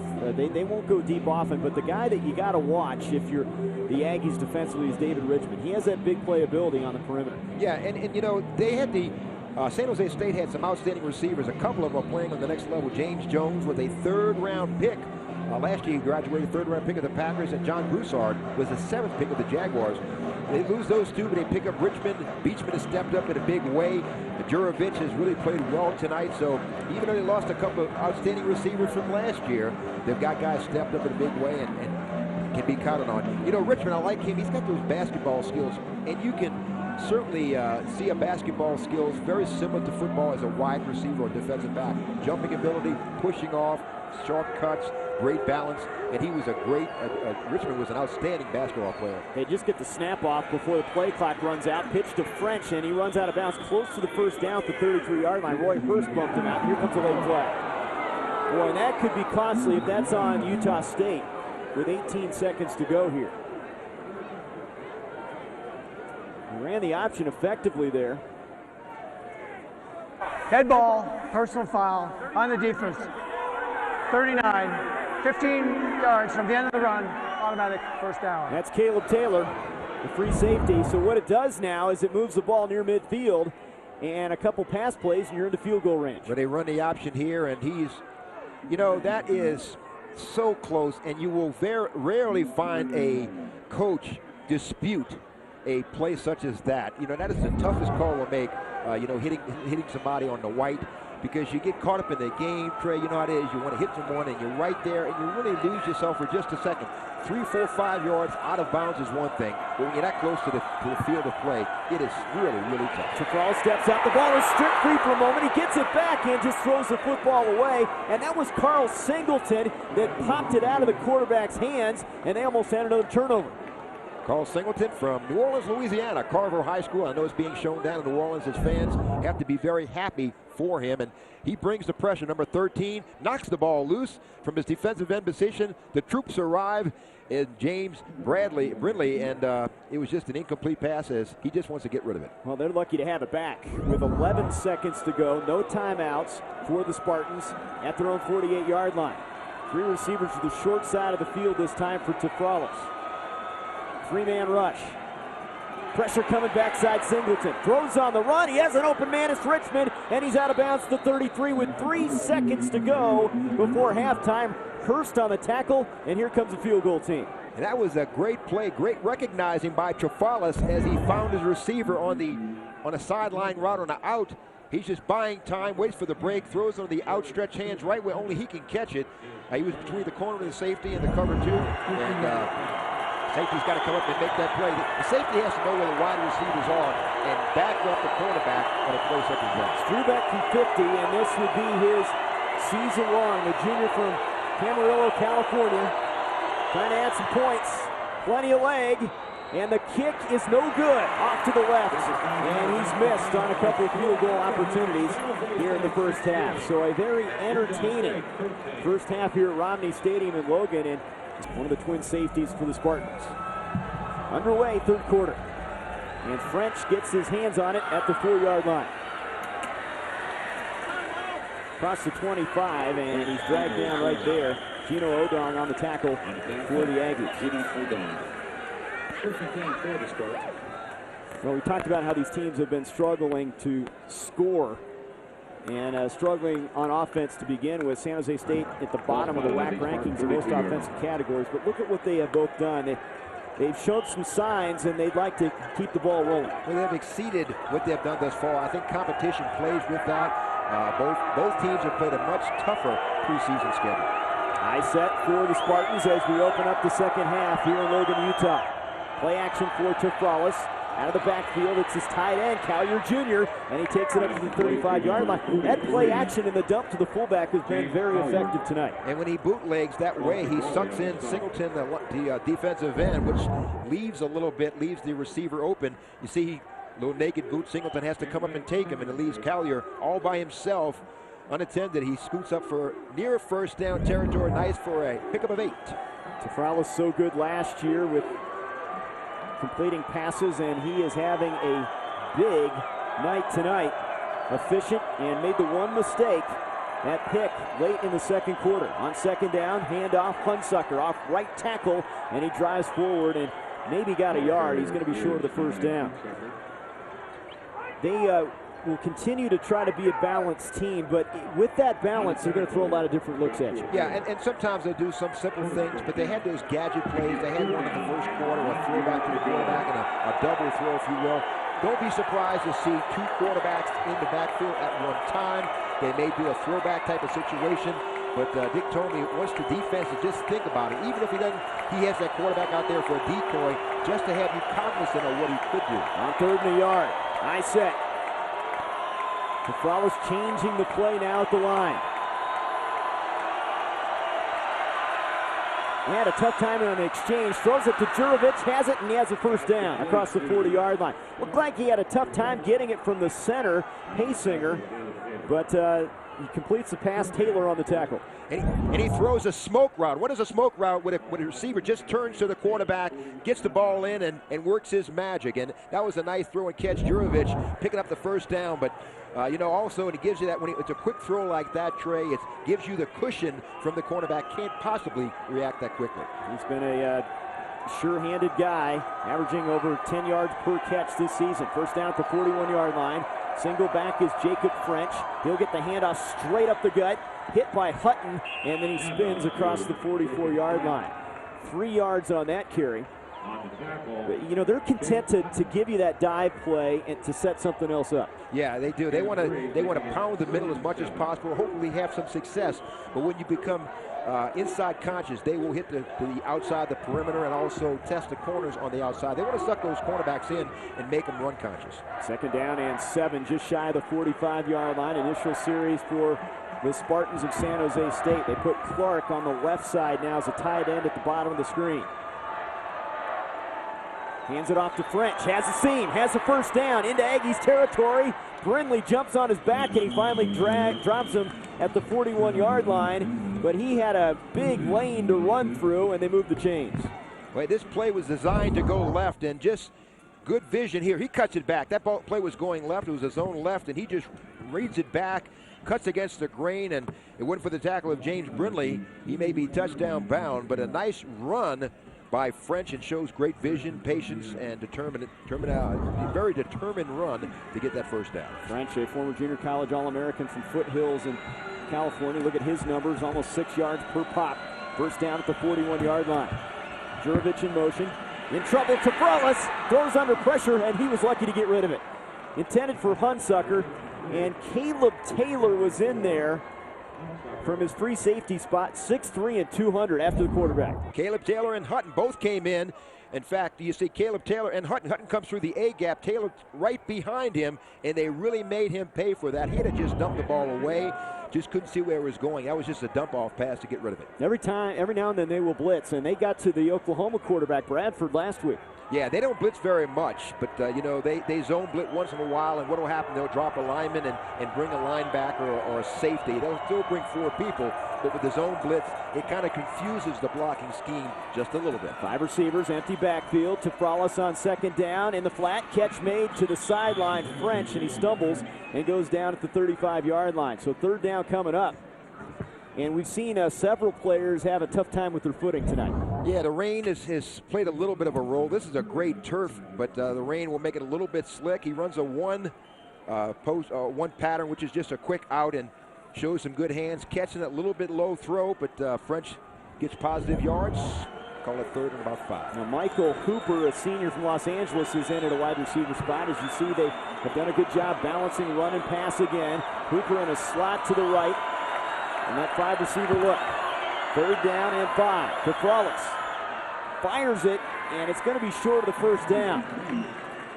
Taylor on the tackle on Jalal Beachman. That's not going to get it done. They're a couple yards short. And Beachman comes up with his 3rd catch of the evening. He just did a little curl route, came right back, and didn't get beyond the sticks. He has to be aware of where those sticks are. Curls up quick in that zone defense.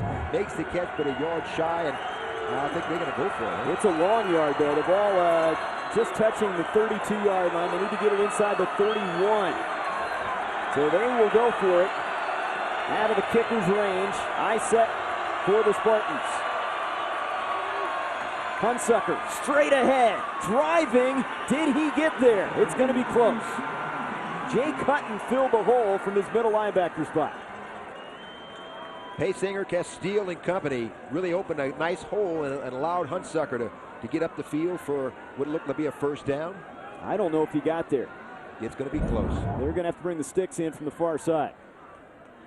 Pretty good blocking, good cave-in block on the right side by Collier, the fullback. Allowed him to cut off his block, and you see that zone blocking, good movement up front. I think he's got it. If I was a betting man, I'd say he's probably got it by a... Well, you have the eagle eye. You brought it all the way from New Orleans, so we'll see. Pressure's on. Like Rocky Balboa said, I got eyes like a beagle. I think he's got it. They stretch it out. Could be a chain link. It's Aggies football. They stop them short. And that had to be about a chain link, Renee. That was as close as you could get. A big stop for Brent Guy and company. Well, that was a very close play and a great defensive effort and a good spot for the Aggies. It turns the ball over. That's got to be a great momentum swing. We'll see if the Aggies can turn that around after that. Look at this. It's got to be a chain link. I said, from up here, it certainly looked like, and I tell you what, it goes to show that's why you don't guess. That's a half chain link right there. So first down for Utah State. They turn them back here in the third quarter. Pitch to the short side of the field. It's Spate, and he gets to start here in the second half and carries it up to the 34-yard line. Jonathan Harris, the junior safety, on the tackle. His first year in Division I, making the play. Short game. Spate had a pretty good first half carrying the ball, and he did a good job. He had 19 carries, 19 yards, I should say, and 7 carries, but they were tough yards, and he made the most out of what he had. Good kick-out block on that last play by number 77, Derek Holt, 6'9", 310 right down. On 2nd and 7, Jackson rolling left, throwing on the run, and incomplete, intended for Nelson near the stick. Too much on that one. He rolled left, but right in to where a Spartan defender was. Let's take a look at this. And Lowry just sniffs this out. He's reading this route as Jackson is rolling to his left. And look, Lowry is not far from where that play would have been. Had it been thrown in bounds, Lowry may have been there the same time the ball arrived, or had it been thrown inside, might have been going the other way. 3rd and 7 now, Costello, and they had a couple Spartans in the backfield, and he couldn't roll any further. It's 3rd and 7 now from the 34-yard line. And showing blitzes, Lowry, he's coming after him. It was Owens. He completes the screen, though, and it's going to go for short yardage. Marsh the catch, but he's cut down at the 49, but they brought the heat. Costello on the tackle there. They brought the heat, though, from the corner, Christopher Owens. Christopher Owens comes in, and they pick it pretty well. You see Costello holds on for dear life. He got hit from the back by one of his own teammates, but he recovered very well, and he did what a middle linebacker does very well. Costello stops after going for a long gain in the first down. If he's not there, it's the least known and most misunderstood position. You know, to play offensive line, you have to have controlled aggression. And we talk a little bit more about it. It's tougher, actually, to run block at times than it is to pass block. Fowler's changing the play again. The line changing up here with French in at the tailback spot. French gets the handoff straight ahead, and he's across the 25 and close to the first down. I think the second effort got him the first down. Jake Hutton on the tackle. Coach Tomey said, though, about the Spartans, we're not blocking well up front. He said that leading into this game. He just said overall we need to play with more toughness and pride, and they've done a pretty good job in the trenches tonight. Well, one reason you have 3 first-year players for the Spartans there, and, you know, you're looking at the offensive line, a pretty good surge that time, holding up good explosion by the center and guards in that play. You know, run blocking is just an attitude. You need to get off good explosion, good technique, and get your pad level low. The one that shoots their arms quickest are the winners in the pit play. So they go power game there. Now they change it up again and go with the 5 receivers in the empty backfield. On first down, Tafralis quarterback draw. Calls his own number across the 35 and picks up 9 yards. And we talked about Tafralis being a physical runner. Leading rusher coming in, you mentioned, he had 224 yards on the ground last year. And this is a good design play, and you can see leading in front of him is Isaac Litiota, and gives him a little cushion, a little running room. Not enough for a first down, but 2nd and 1. And again, Tafralis becomes that extra weapon. Not only can he throw, but he'll kill you with his feet. And you know, he's a good size guy, 6'2", 219. He's not the fastest guy, but again, he'll do whatever it takes to beat you. Engineered 4 comeback wins, one of them against Utah State last year. As you see his rushing numbers, has managed the game well. 2nd down and 1. Fakes the toss pitch, rolls right, has some options, downfield. The catch made by Jurovich for a first down. Into Aggies territory. He had the short route guy open, but he went downfield, and Jurovich had a good look at that pass. Jurovich with his 5th reception of the game, and he's been on fire. And, you know, Trafalis with 59% of his tosses being complete. He's very successful. A tough throw here, right inside the defensive back, and again, a 6th grab for that young man. He's having a good game. He's got 13 catches coming into this game. He had 10 grabs against Kansas State, so he's well on his way of breaking that record. First down at the Aggies 49. French remains in at the tailback spot. We've seen Hunsucker at that position as well. Jurovich, the man in motion. Handoff French. Hit and driven backwards, and the Aggies really needed to come up with a big play against the run, and they do it right there. Brindley was in there, Big Boley and Hutton as well. And credit Singleton with getting in. He didn't get in on the stop, but he got in, had good penetration. Number 13, you can see him coming in from the outside. He turned, forced him to go inside, make that Joshua Taylor actually force that play inside, and the cavalry arrived for the stop. Good look at Dick Tone. Second down and 10 at the 49 this time. There's that 5 receiver. It's amazing how often you see it. Usually you see the 4 receiver look quite a bit in college football, but they have consistently gone to this as a changeup from the I set to Frollis. Looking, sideline, catch by Jurovich, and he's hit immediately. John Murphy, the sophomore's had a big game. He started the last 4 games of last season, and he is a starter this year and playing a good ball game. Just a hitch pattern, and that's his 6th grab, and boy, the defensive back comes in quick, closes on that. That's a nice stop, didn't go very far, but the completion caused some damage. That was just a nice stop.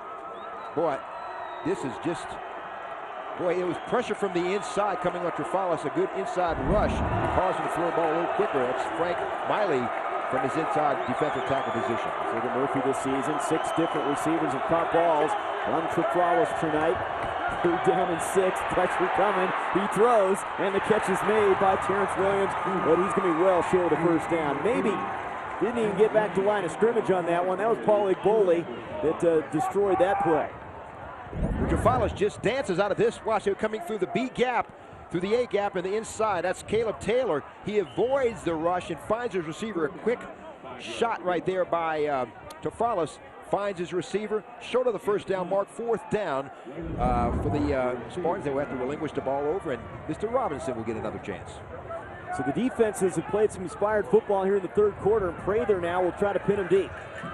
First team all whack a year ago. Gets the kick away, end over end.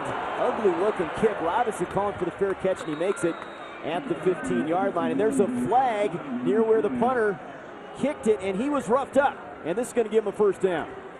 Again, penalties play a major role, and San Jose State will have new life. First down, and will have an opportunity to keep this drive going when Utah State had possession of the ball. That's, boy, that kills coaches. Was he run into or roughed up? They had a 4th and 5, so it would give him a first down regardless. Right, and I'm not going to speculate anymore. I was wrong about the first down. So let's just say he should have ample first down territory. But running into the kicker on the defense. That's a 5-yard penalty, which produces a first down. They just needed 5, and they get 5 to move the chains. Costly penalty here. He just rubbed him a little bit, but enough to bring a flag from the official. And, you know, they got tied up a little bit, let's just say. And Brent Guy's not happy with that. And special teams, again, special teams plays a role. Nnamdi Gwacham, the guilty party, and 9 penalties, but those are the ones that kill you. The ones that keep the drives alive when they can just break you here with 4:30 to go in the 3rd quarter. And the Spartans have made them pay with 13 points coming off those penalties. First down 39. Robinson had the ball, and they look like they're going on offense, but the running into the punter cost them dearly. To Frollis. Has plenty of time. Downfield for Jurovich, can't come up with it. Ball thrown towards the sidelines. 2nd and 10 coming up. That was a double move that time by Jurovich, a post corner move. Some call it a 7 move, but anyway, he's inside out, put a double move on the cornerback. A little separation there, but it was just out of his outstretched hands, incomplete. Nice route, nice throw, just a little too long. 2nd and 10, just inside the 40. They have Beachman and Richmond split left. Pitch left. Hunsucker can't get by the first tackler, and that's Caleb Taylor with a big play for a loss. Back to the 43. Taylor really runs well with football. Calderwood, number 58, from the outside, turns it back inside. He didn't make the tackle, but he turns it back inside, allows Caleb Taylor to make that stop. Calderwood isn't there. They're going to turn the corner on and get outside. So a nice play by Calderwood. Did not make the stop, but he allowed his teammates to make that tackle. The returning starter at free safety with a big play on the running back. Look at the time of possession. The Spartans have done the job. They've owned the football, but no points here in the third quarter, facing a 3rd down and 13. All kinds of time for Tafralis. Now it collapses, throws on the run, and incomplete. Would have been a first down grab. Richmond couldn't come up with it near the sideline. Richmond running that corner route, the out route, and trying to come up. He had to go down low for it. Tafralis just delivered a little too low as he escapes the pressure and just delivered a little bit too low, throws a little higher. There's no one around. Richmond for 5 yards. He makes the catch for a first down, incomplete. 4th down, punting situation. He's having a big night, over 100 yards receiving, but that would have been a catch that would have kept the drive going. Prather, again, will try to pin him deep. Again, the end-over-end kick. Obviously a designed punt. It bounces backwards and very effective. It's down at the 11-yard line. So the Aggies get it back.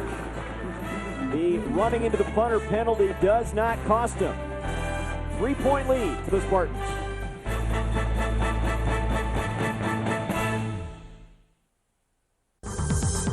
Born in 1983, Ben Winkler was one of the first Cabbage Patch Kids. But it wouldn't be long before this Cabbage Patch Kid became a Cabbage Patch adult.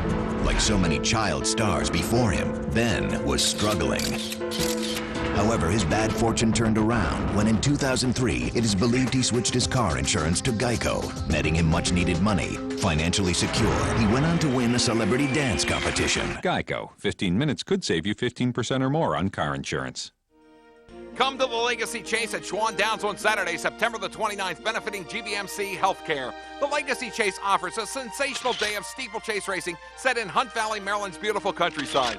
The old-fashioned country fair includes a children's craft area and pony rides. It's fun for the entire family. Gates open at 10 a.m. Now, if you can't make it, catch the Legacy Chase at Schwan Downs right here on the Mid-Atlantic Sports Network. For more information, call 410-666-3676 or visit schwandowns.org. You're looking at Logan, Utah. Beautiful setting here in northern Utah, and a WAC opener for San Jose State and Utah State, each looking for their first win. Neither team able to score here in the third quarter. Aggies backed up, first down at the 11-yard line. Single running back, Dervin Spate. He gets his number, call across the 20, has a first down across the 30, and that is one of the bigger runs, the biggest run they've had from the line of scrimmage. It goes for 20-plus yards to move the chains. Good blocking on the right side by Derek Holt and Pace Jorgensen. You see as Holt just caves in the right side from his right tackle position, allows a running lane for Spate to get outside for first down territory, and that was a nice shot in the arm to the offense, led by Leon Jackson. I'm a little surprised that Jackson has not been more of a factor. He's only run for 8 yards, and his passing has been kind of down a little bit. He's only threw for 51 yards. I kind of suspect you'll see a little more of Jackson before it's all said and done. 20 yards on that carry for Spate. Gets the football again, straight ahead, and tough going this time. Maybe a couple yards up to the 32-yard line. As that front wall did a nice job. Jerome Pulu, the native of American Samoa, on the tackle.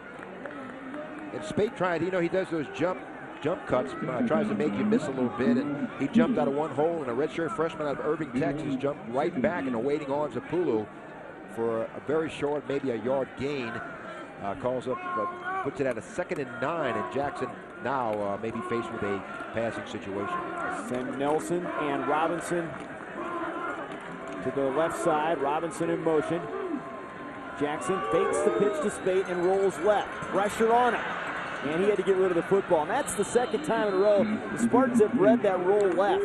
That time they had Demetrius Demetrius Jones was in the backfield, and Justin Cole as well, the defensive end. Yeah, they come in. That's their job. You can look at Trafalis right here with 280 yards. That record, 328 yards against Nevada's in jeopardy. Jackson very quiet with 9 out of 17 for 51 with 1 interception, no touchdowns. Trafalis obviously with better hand, the upper hand, with 2 touchdown tosses tonight. I think the Aggies feel they can get the running game going. That'll free up Jackson a little bit. They don't have an option here.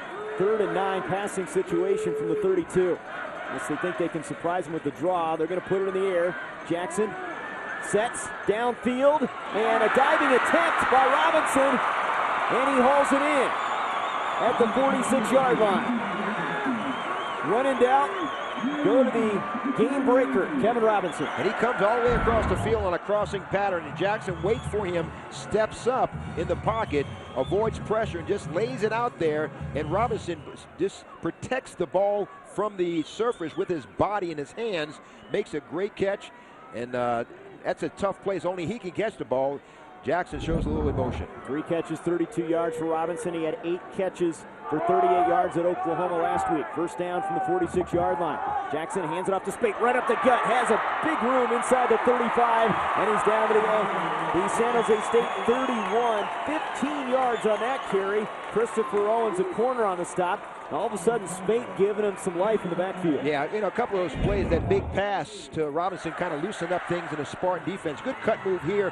Good kick-out block on the left guard by Sean Murphy allows him, and he just reads those blocks. That's zone blocking up front. Also credit Tonemaker with a good block from the center position. 10 carries, 55 yards for Spate. Behind that big offensive line, the guards go over 300 pounds. First down from the 31. Jackson, play fake. Wants his tight end, incomplete. Tried to complete it to Fausel. Big 6'3", 270 target. He was knocked around a little bit, incomplete. Rhino Gonzalez from his linebacker position was right on the tight end and didn't allow him any separation. As you see, Jackson Rose left again with that naked boot, and Gonzalez is right where he needs to be. In fact, that was, correct me, that was Demetrius Jones on the coverage. Looked like 48 over the outstretched hands, but nice defensive play by the San Jose State defense. Jackson has managed this drive very well. 2nd and 10 from the 31-yard line. Play fake, deep drop this time. Has all kinds of time over the middle, and it's picked off. It is picked off by Jonathan Harris, the safety, and he takes it up to the 31-yard line. And Jackson did so many things well in that drive, and that's kind of been the story. He'll have one bad play, and it costs his team. And they kill themselves in scoring range here in the 3rd quarter. Well, he did not look off his receivers. He threw into coverage. So with 1:18 to go, it remains a 16-13 game. The Southpaw wanted this one back. Spartans football.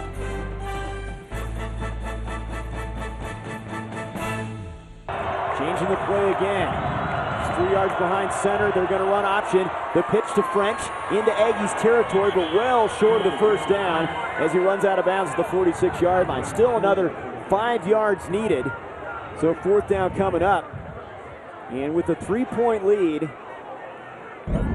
probably have to bring the punt team out there. Joshua Taylor from his safety position, cornerback position, is equal to the challenge right there. Holds up the blocker, doesn't give in, and by doing that, he didn't allow him any running room, forced him out of bounds 4th down, and they'll have to punt it over to the Aggies. I think Trafalis was trying to convince the coach to go for it there, but you can't there. At 4th and 5, they bring Waylon Prather on the field. Senior standing at his 41, Robinson back at the Aggies 14. Kicking it to the wind.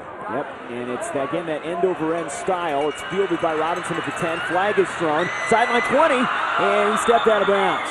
But had a chance to turn that upfield. They'll mark him out at the 24, but they might be backing him up with that penalty flag. Well, he gets that quick first step, and he just darts by people. He's tremendous. He has a tremendous burst. His great athleticism, and boy, I tell you, it's tough to gauge how quick he's really moving. He's not holding on the receiving team. It's a 10-yard penalty from the spot of the foul. First down.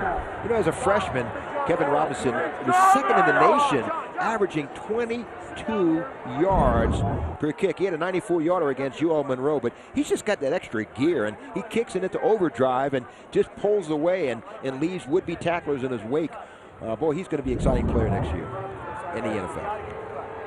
Just underway the fourth quarter. You see 16 penalties combined tonight, and 9 of them on Utah State, and this backs them up to their 8-yard line. Now, Bohm, the tight end, is in at a blocking back position, offset in the backfield. In motion, a receiver, they hand it off to Spate straight ahead, and he takes it up to the 12-yard line. They sent Namdi Watcham in motion, kind of as a decoy. And Spate with a nice run. Rhino Gonzalez on the tackle, pick up a 4. Surprised we didn't see LeSway or Marsh. We saw him earlier in the game. Don't know if an injury's played a role in that, but both of those players had good first halves. Hadn't seen them anymore. It's been Spate's show for most of the second half, most of the second quarter, and all of the second half. Just 13 points on the board for Utah State, but just down by 3. Second down and 5. And a pitch on the option. It's Spate, and he has a first down for the Aggies up to the 22-yard line. Duke Iheanacho, the freshman from Los Angeles, on the stop, but Spate has really made a bid to get a lot more playing time this season. Yeah, watch the good block by number 17, Xavier Bowman, on a corner. He kicks out here. That block allows him to get right on the inside, cuts off his back, and he kicks out the cornerback Lowry, allowing first down run here. Lowry looks like he didn't want any part of that. Lowry is he's a good player and stuff, but tackling is not his forte. First down at the 22-yard line. Some movement up front. And I think the Spartans jumped the gun there. That was Justin Willis, I think, and he is a guy that is easy to spot at 305 pounds. Offsides on the defense, number 99, 5-yard penalty, still first down. First-year starter, sophomore from San Jose, and 1st and 5 for the Aggies now. You know, and you know, there's a lot of young players playing here. There's 17 players, freshmen playing for San Jose State. There's a lot of young guys playing for Utah State as well. That has a lot to do with why there's so many penalties, inexperience, situations, you know, fatigue and things like that. Aggies have 41 freshmen on their roster as they hand it off to Spate, and dive play, conservative call up to the 30. They get 3 yards. Gonzalez on the tackle. You know, not a bad call though on first and 5. It sets up a 2nd and short. And, you know, with the rain and everything, the running game's been pretty good. That's kind of been their meal ticket here. Yeah, they're going to manage this clock now, and I wouldn't be surprised to see Jackson get involved in this first down play. It's a setup. You know, you can run it or throw it, but somehow I can see Jackson playing a major role in this next play coming up. Split backs this time. Jackson hands it off to the fullback, and straight ahead, Jacob Atkinson is close to the first down. He won't run it often, just his 3rd rush this season at 218 pounds out of Grapevine, Texas, and they're going to bring the sticks out possibly. Well, it is a first down. Let's take a look tonight at San Jose State's defense. We talked about the brutal non-conference schedule at Arizona State, at Kansas State, at Stanford. And you're playing some heavyweights, some teams that are headed to bowl games and what they've done. And then tonight, 13 points. They've done a nice job. One of the touchdowns on the return game. Yeah, and that's a major thing. You know, when you step down in competition, it certainly plays a major role on how you can maneuver things. Hand off to Spate, picking his way up to the 35. Yeah, the defense has given up only 2 field goals thus far. The special teams gave it protection. Yeah. Well, you know, special teams such a vital role, and you knew coming in that Kevin Robinson was going to play a role in this, be it offense or special teams, and boy, special teams been off the charts tonight. Tremendous runs, both punt return and kickoff return, notably that return for a touchdown at 75-yarder. Let's look at Costello, the guy we talked about in the open, the number 35, the middle linebacker, undersized a little bit, but averages over 9 tackles per game. On second down, Jackson to throw. Wide open is Omar Sawyer, and then they close on it quickly, and he's taken down at the 40-yard line. He had a lot of space to make that catch, but good pursuit that time by Dwight Lowry from the corner. Omar could be a running back. He's got good explosion, good size. Well, small, really, 5'9", 177, but he catches that pass. Good lockdown tackle by Lowry that time. Prevents him from going any further. And, you know, Lowry, Sports Illustrated called him the best cornerback that no one ever heard of. And, you know, he certainly shows why the NFL scouts like him. Maybe a 2nd-round pick. They consider him, Lowry, the 4th best senior cornerback in the nation. Timeout, Aggies. They're facing a 3rd and 3 from the 40-yard line when we come back. 11:20 to go in this one. Each team looking for their first victory in this WAC opener in Logan. The running game has some new life now, and they seem to be really rejuvenated here in the fourth quarter. Christopher Owens, the cornerback, with the tackle. Good block by fullback Jacob Atkinson allows him, and you see another good block there by Sean Murphy as well to give him some running lanes. And well, I tell you, this offensive line has really stepped up for Utah State this series, and they look like they really have some tremendous desire at the 10-17 mark, trailing by 3 to, if nothing else, to tie this game up. You see he's trying to get to that century mark. Second down and 3 yards to go from the 36. Straight ahead handoff. The fullback Atkinson rips it into the secondary and down to the Spartans' 26-yard line. That really sets up your fullback. When you have guys that can get to the outside, it opens some things up, and Atkinson with a big game. He's a very fast, maybe one of the faster fullbacks in the country. He's only 218. They say he's a national champion wakeboarder. Great balance. I couldn't even stand on those things, but he's got great balance and very, very fast. As a running back in high school, averaged over 7 yards per carry, so he knows what to do when he's got his hands on the ball. Aggies have run for 141 yards tonight. First down at the 26-yard line. Handoff, Atkinson, he breaks a tackle, and he's inside the 20. He made the first man miss with some quick feet and picks up nice yardage. Jerron Gilbert, the junior end, on the tackle. They throw him a bone. He had 3 yards rushing coming into this game, and they just keep feeding him back-to-back carries by Atkinson, the redshirt freshman, and he makes the Spartan defense pay. He's just breaking the tackle, good spin, and again, he knows what to do with that two-back set. They call it the gun set. Utah State with Atkinson and Spate in the backfield. He was redshirted last year and having his best game of his career tonight. Second down and a couple from the 18-yard line. Again, they send Robinson in motion. Spate in the backfield. And a handoff to Spate. And he's going to be close to the first down. Looked like he slipped a little bit as he fell down near the 16-yard line. And again, the turf, the wet turf, playing a factor tonight. Spate just didn't get his feet from underneath him, and a good crash from the outside from Rhino Gonzalez, and he just, the turf was not very kind to him, and boy, he's got to be frustrated. He saw a crease there, and just a yard away, less than a yard away for a first down. Look at the offense here in the second half. They really picked things up, especially on the ground. Quarterback sneak on 3rd and 1 for Jackson, and he has the first down inside the 15. And this is an impressive drive. Fourth quarter, people start getting tired. It's wet. You've got a wet football, and they're just playing some blue-collar between the tackles football right now. Yeah, letting the offensive line take over. Tonemaker and Murphy on that last play just opened up, gave him a little cavity to run behind, and Jackson just ran right behind the left side, the center and the left guard Murphy, and gained the necessary first down. They're at the 15-yard line, and San Jose State has to be a little concerned about this drive. Nearing the 8-minute mark. Again, Robinson in motion. Jackson pitches it to Spate, cuts it back inside the 15 and down to the 12. Jerome Pulu, the defensive tackle there on the stop. And Spate's been a big story, but you have to love the way Jackson is managing things. And he has not hurt the Spartans in the passing game, but he's done a nice job. And Spate, again, came into this game as well with just 3 carries, and that was Jaron Gilbert, the junior out of Chino, California, almost made the stop, a nice cutback, and this Spate guy has really, really stepped up in a major way. Look at this drive. I mean, over 6 minutes in the fourth quarter to come up with a drive like this can be demoralizing, but they got to find a way to punch it in the end zone. And there's a Spartan down at the 12-yard line. It's Jerome Pulu, the guy that made the tackle.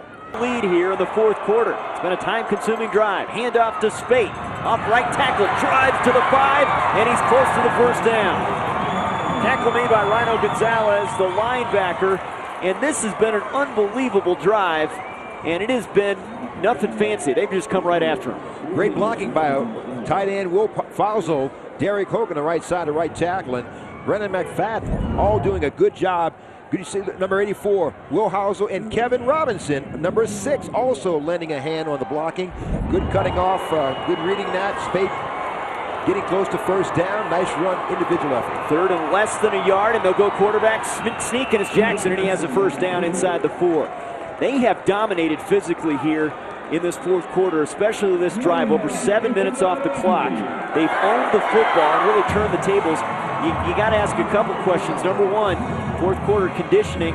Brent Guy thinks they're conditioned well, but we're at an elevation of over 4,500 feet, one of the highest elevations in college football. That has to play a role. I mean, it takes your body a little while to adjust to that, and I'm sure that's going to certainly be an advantage to Utah State. But the thing that Coach told me he wanted to do is play hard in the fourth quarter, and right now, Utah State is taking it right out of his Spark troops. Jackson. Handoff, Spate, and he's inside the 2-yard line. They continue to work between the tackles with Spate. It'll be second down from there. Jerron Gilbert on the stop, the defensive end. Jerron Gilbert, you might remember, his dad was a second-round draft choice in the New Orleans Saints back in '85 and played through '88. And, he's a good player, 6'6", 280. He's just a junior, and number 53 is going to be a good one this year and next as well. I don't think you look for anything fancy here. You have Nelson and Robinson split right, Spate in the backfield, and the Spartans haven't stopped the run yet on this drive. Second and goal. Just outside the 1.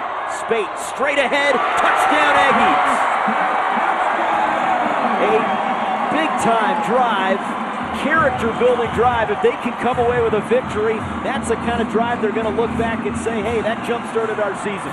And again, this is a character builder game and a new lease on life. Just everybody caves in. Good block right there by Tonemaker and allowing Spate to score a touchdown. And boy, I tell you what, that's got to make this offense feel good. Rewarded for their effort. No fumbles, turnovers, or penalties or anything that slowed down this drive. And he just did a great, outstanding job consuming off the clock as well. And the extra point is good from Peter Caldwell. Spate's first touchdown as an Aggie, and it's 20-16 Utah State. They rush for 87 yards on that drive, and they take the lead. Spate caps it off. Blue-collar effort from the guys wearing the blue here at Romney Stadium. In the WAC opener, Aggies now by 4. An impressive 92-yard drive, and Utah State has the lead, 20-16 with 6:12 to go in the ball game. And 17 of the 18 plays on the drive runs. They just physically won the battle in the trenches.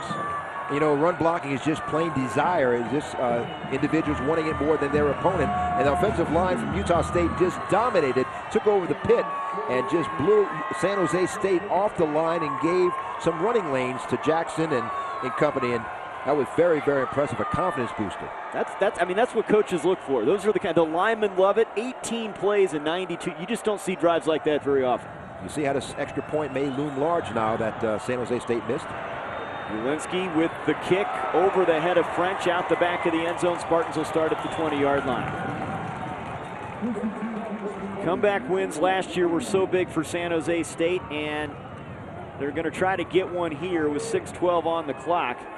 Last year, they had 4 games that they came back and erased big deficits to post victories, and one of them was against Utah State in the Bay Area. Yeah, and that, 21 unanswered points, that really speaks large of what San Jose State is made of. And that all goes back to Dick Tomey, how he directs these troops.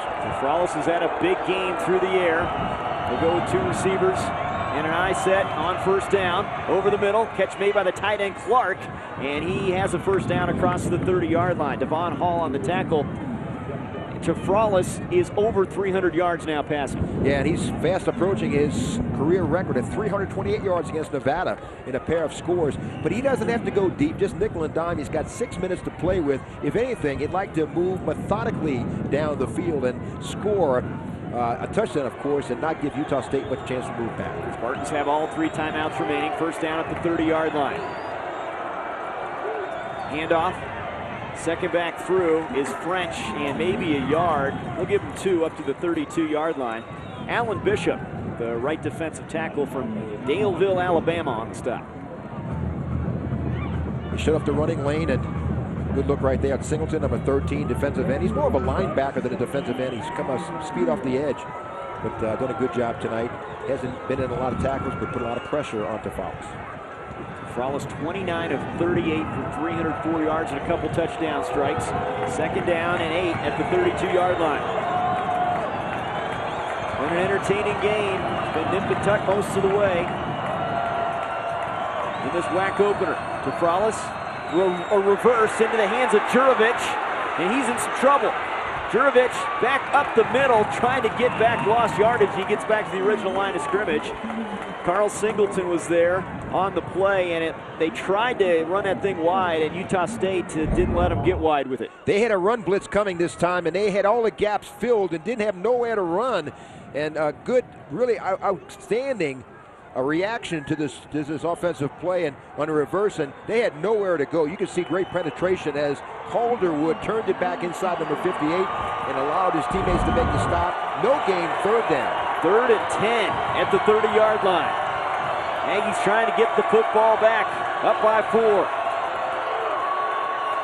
To Frollis, over the middle. Clark, the tight end, another big catch and a first down up to the 41-yard line. That is 2 big catches for first downs from the senior from Torrance, California, 2-year starter at that position. He had 4 catches coming into this game, but they did a little stunt, Utah State did, but they left Clark open in the middle, right in front of the safety, and he makes the catch, makes him pay, has 2 big grabs in this drive, none big in that last one, first down, and Trafalis continues to work his mastery against Utah State defense. Clark, a big kid, 6'5" and 250, first down at the 41-yard line, under 4 minutes to go now in the game.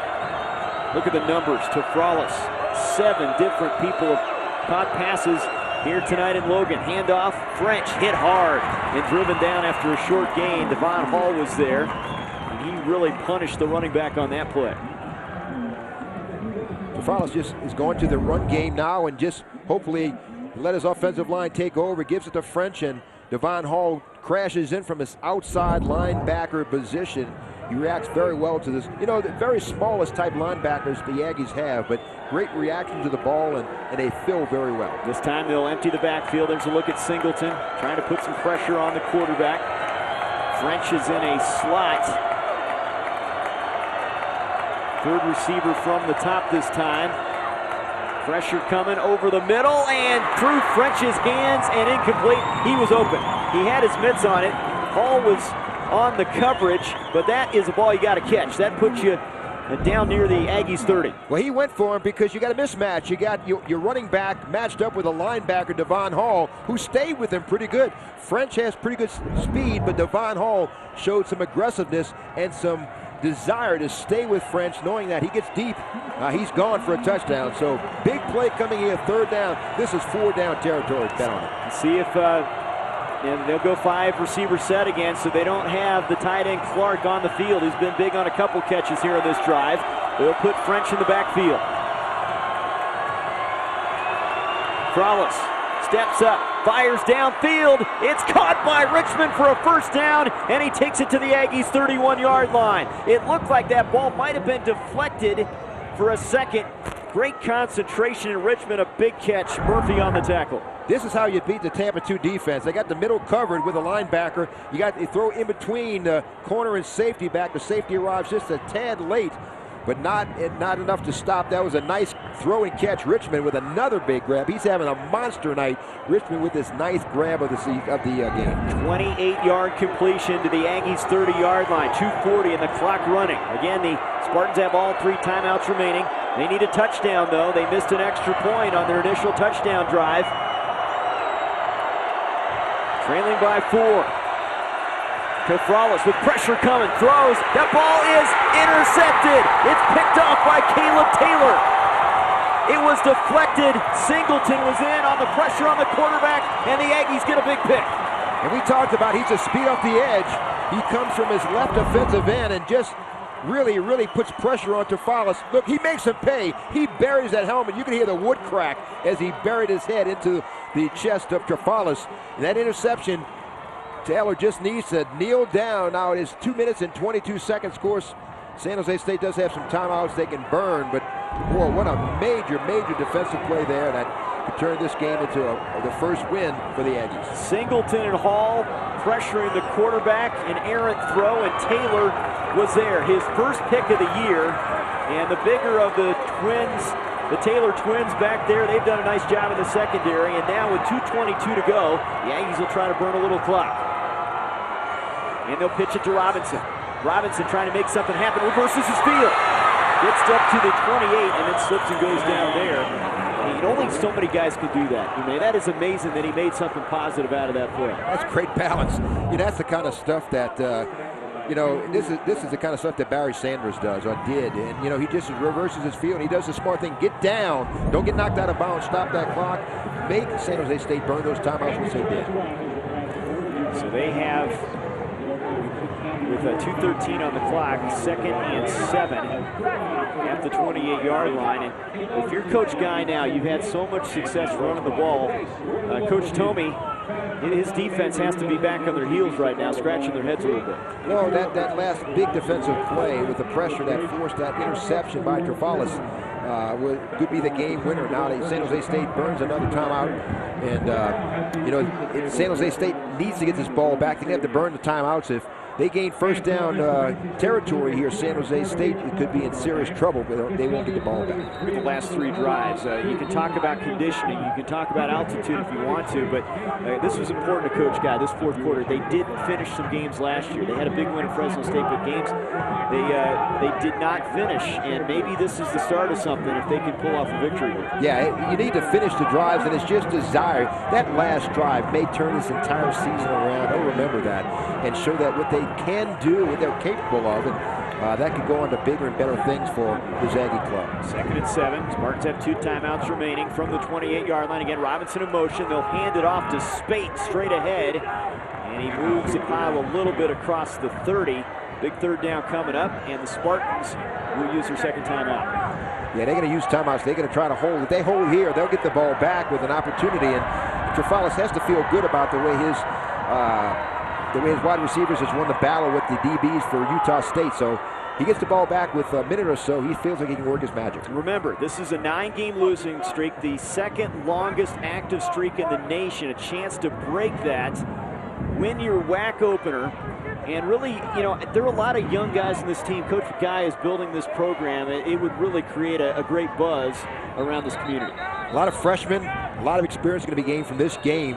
And, he has to feel good. Coach Guy has to feel good about the way his team came back. And they were really outplayed most of this game for 3 quarters and came back in the 4th quarter and could have really laid it on the line. And, things went well for them, and they blocked well, and they showed a lot of hunger and desire, and that's what a coach wants to see. 3rd down and 5 from the 30-yard line.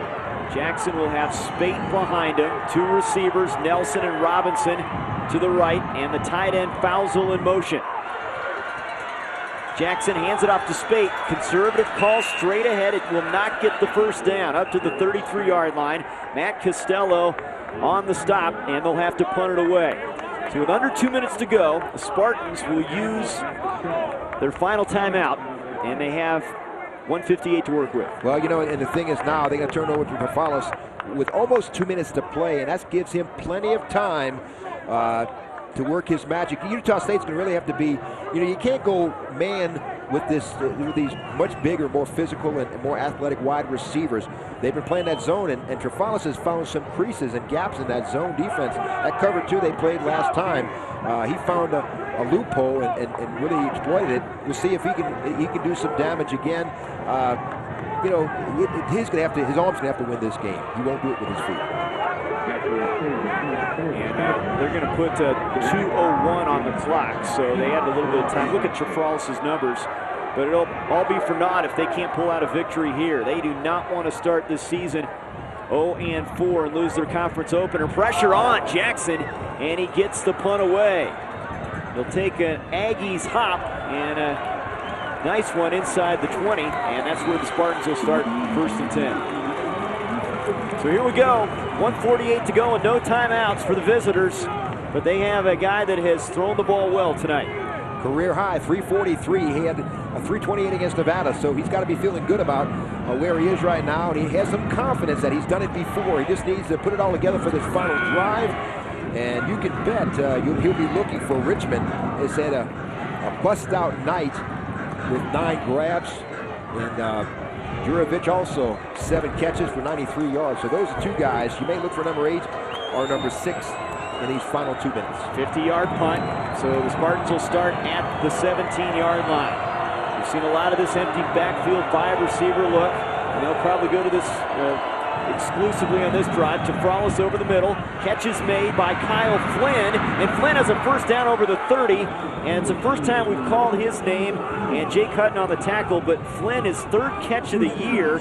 And he's a younger brother of the backup quarterback, Sean Flynn. Big play. Well, he just went right across the middle. Everybody else went deep. And he just slanted a short slant across the middle at 6 or 7 yards, picking up necessary first down territory. We're at the 92nd mark. From the 34, Tafralis escapes the pressure by Calderwood. Over the middle and incomplete. And when a dangerous pass intended for French, Hall was in the vicinity as well. 2nd and 10. Speak volumes of what they think of Devon Hall as they drop him in coverage. Devon Hall, you see us playing that Tampa 2 where the linebacker covers the middle deep. And he's just right where he needs to be, right around there. That says a lot about his athleticism. Devon Hall, 6'3", 220, just a junior. Tremendous athleticism. He was a quarterback and a wide receiver in high school. So Devon Hall has really done a good job at linebacker for these Aggies. You can see the time. Again, no timeouts for the Spartans. They need to go 66 yards for the go-ahead score. Tafralis, pressure coming, throws under duress, and it's caught for a first down, and a big play to Jalal Beachman, and he's out of bounds at the Aggies' 43-yard line. Beachman's had a nice game, the backup to Richmond at that wideout spot. And Hurst was taking a short, and he just got right beyond him, and nice catch by the receiver, Beachman, for the first down. And a minute and 20 seconds to go. Tafralis is doing a good job working this offense. On the Aggies side of the field now, 1:20 to play. Spartans field goal doesn't do him any good. Tafralis over the middle, catch made by Flynn again. Flynn breaks the tackle, and then he's tripped up and knocked down near the first down stick at the 33. Joshua Taylor was there. And the clock stopping momentarily with 1:10 to go. Let's see, is it good enough for first down? It is. So that will stop the clock. Still plenty of time for this offense. Well, you know, Utah State has been negligent with anything going down in the short stuff. Flynn has catch back-to-back passes and really burned the Aggies, and they need to be cognizant of the underneath stuff. And they're going hurry-up offense here, not wasting any time. Tafralis behind Flynn, the intended receiver again that time. Hall on the coverage. So they got up to the line quickly. Now a minute to go. And even with that, that still seems like a lot of time for this offense. Oh, it definitely is, and they got double coverage. Aggies have double coverage on the outside guys, and they just assigned Devon Hall that time to Flynn, cutting across the middle so he wouldn't burn him 3 times in a row with the same pattern. But stopping the clock, 2nd down, the 33-yard line, certainly in good position for Tafralis to work something. He is good enough on the field to work his magic. 3 receivers to the short side of the field at the bottom of the screen. Tafralis looking left. He wants to go for the end zone, and it is caught by Richmond, and he's in for the touchdown. David Richmond on a pattern to the corner by the pylon, beat his defender to the ball. A flag comes in after the play, and this is going to be against the Spartans for celebrating, but they're in front. 22-20. And he just dragged Murphy. It was one-on-one coverage, and Tafralis just went to that. He felt he had the advantage there, and he went to the receiver. He beat Murphy, and celebration will bring it back. Will push it back for the extra point, but the damage is already done with 53 ticks to go. And you can see Tafralis just airs it out and lets the receiver make his play. Little contact there. Richmond makes his 10th grab of the night. Just a season's worth of catches. But Murphy just out of position and couldn't stay with him, and Richmond just drags him into the end zone for the score, and Tafralis with protection, ample protection, just threw it short and let Richmond come back and make the catch, and Murphy couldn't do much about it. That's tough. That's 6'4" against 5'8", and he really took advantage of it. So a 22-20 lead and the all-important extra point. 2 touchdown grabs for Richmond. Look at the night tonight and the season numbers coming in. He's had a monster evening and a big PAT for Strubeck. And the kick is through there. 23-20, San Jose State. The Aggies have 2 timeouts to work with, but now they're down by a field goal. Well, you know, Tafralis has had 4 comebacks. Will this be number 5? He's really did a great job of maneuvering that offense in the final 2 minutes. And Doesn't give Utah State much time to maneuver now with 53 ticks to go, and Jackson will really have his back against the wall, and he'll have to pass. It'll be a tough situation for the Aggies. Now that was a costly celebration penalty, 15 yards. Because of the new kickoff rules, they're going to be kicking this one off for the 15-yard line. Remember, it used to be the 40, then they moved it to the 35, now the 30-yard line. The unsportsmanlike conduct penalty will back them up to the 15, and guess who's the kick returner? Yeah. Mr. Robinson. Well, you can bet they're going to squib it or something to keep it away from him, because they can ill afford him to burn them with a long return and set this up, because the Aggies are in field goal, within a field goal, and I don't know what kind of range, but certainly you do not want Robinson to touch the ball, so I would certainly anticipate a squib kick. See just one touchback for Strubeck. You can forget about the touchback here. Kicking from his own 15-yard line, and Coach Tomey had to love that drive, but the celebration penalty, you think about that and how that could cost this team here. That hurts. That really does hurt, and he's going to address that, especially if Utah can come back and muster some kind of drive and make them pay for it. But good look at tremendous look at the numbers that Robinson has put up tonight. They go 83 yards in 6 plays to cap it off with a touchdown pass to Richmond. Now Strubeck will kick it from the 15-yard line. He's going to kick it away. High kick, and that ball is going to bounce, and that's a free ball, and the Spartans have it at midfield.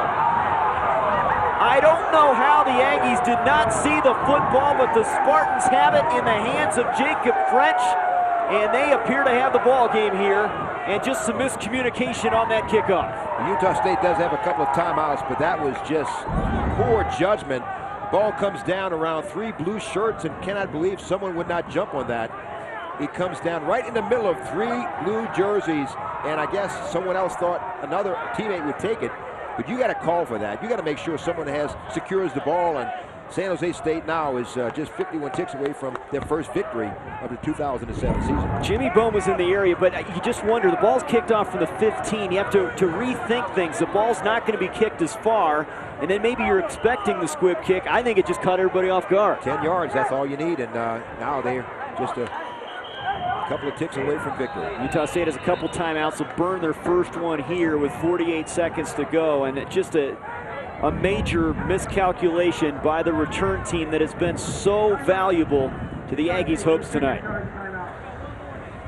And Utah State grabs defeat out of the jaws of victory. They were right there, and with an opportunity. But credit San Jose State with the fight. They didn't say die and wouldn't give up, and Trafalis worked the offense and brought him back and made a big play, made the throws when he needed to, and made him count. And certainly this has been one of his bigger comebacks, if not the biggest comeback of his career. So this is tough for Coach Guy. His team was right on the doorstep. You can see the frustration there.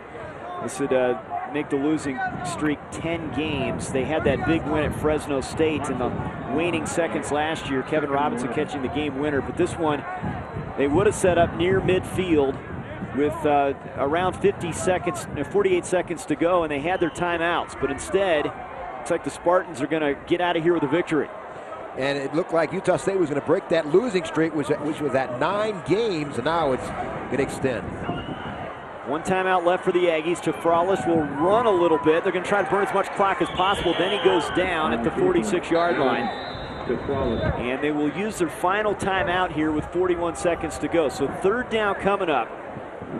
They can run another play and run it down a little bit, and then there'll just be a few seconds left on the clock. Really not what you can do. He just kneels down and the game's over after the timeouts are expired. So, but yet the Spartans' effort there on that last drive by Trafalis, 426 yards passing for number 17. That's great. And he's got to be considered if he's not the WAC player of the week. He's shown a lot of spunk. And, he shows why he's certainly the second best quarterback in the WAC behind who else? Mr. Colt Brennan. But he's a fighter, and, he's been in these tough games before with 4 comeback wins and a 4-year starter at quarterback, so he's seen it all. And never say die. As long as you have a chance, Trafalis can win the game for you. He's going to roll out a little bit more, burn a few more extra seconds, and he goes down at the 41-yard line. So they'll run the clock. And it looks like there's a 6-second difference They're now down a 3-second difference in the. Now that's going to do it.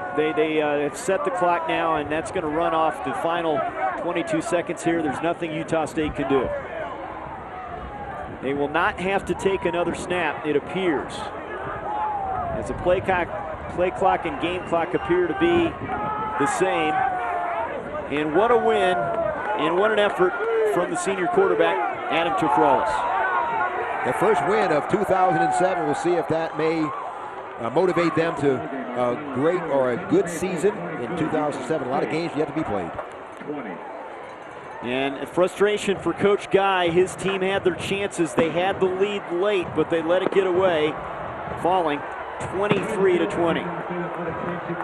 Two guys that are trying to get their programs up and running. It's been a tough start to the season. 0-4 now for Utah State. 1-3 for San Jose State.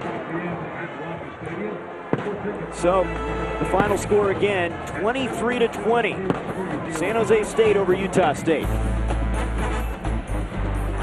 Thanks for joining us from Romney Stadium.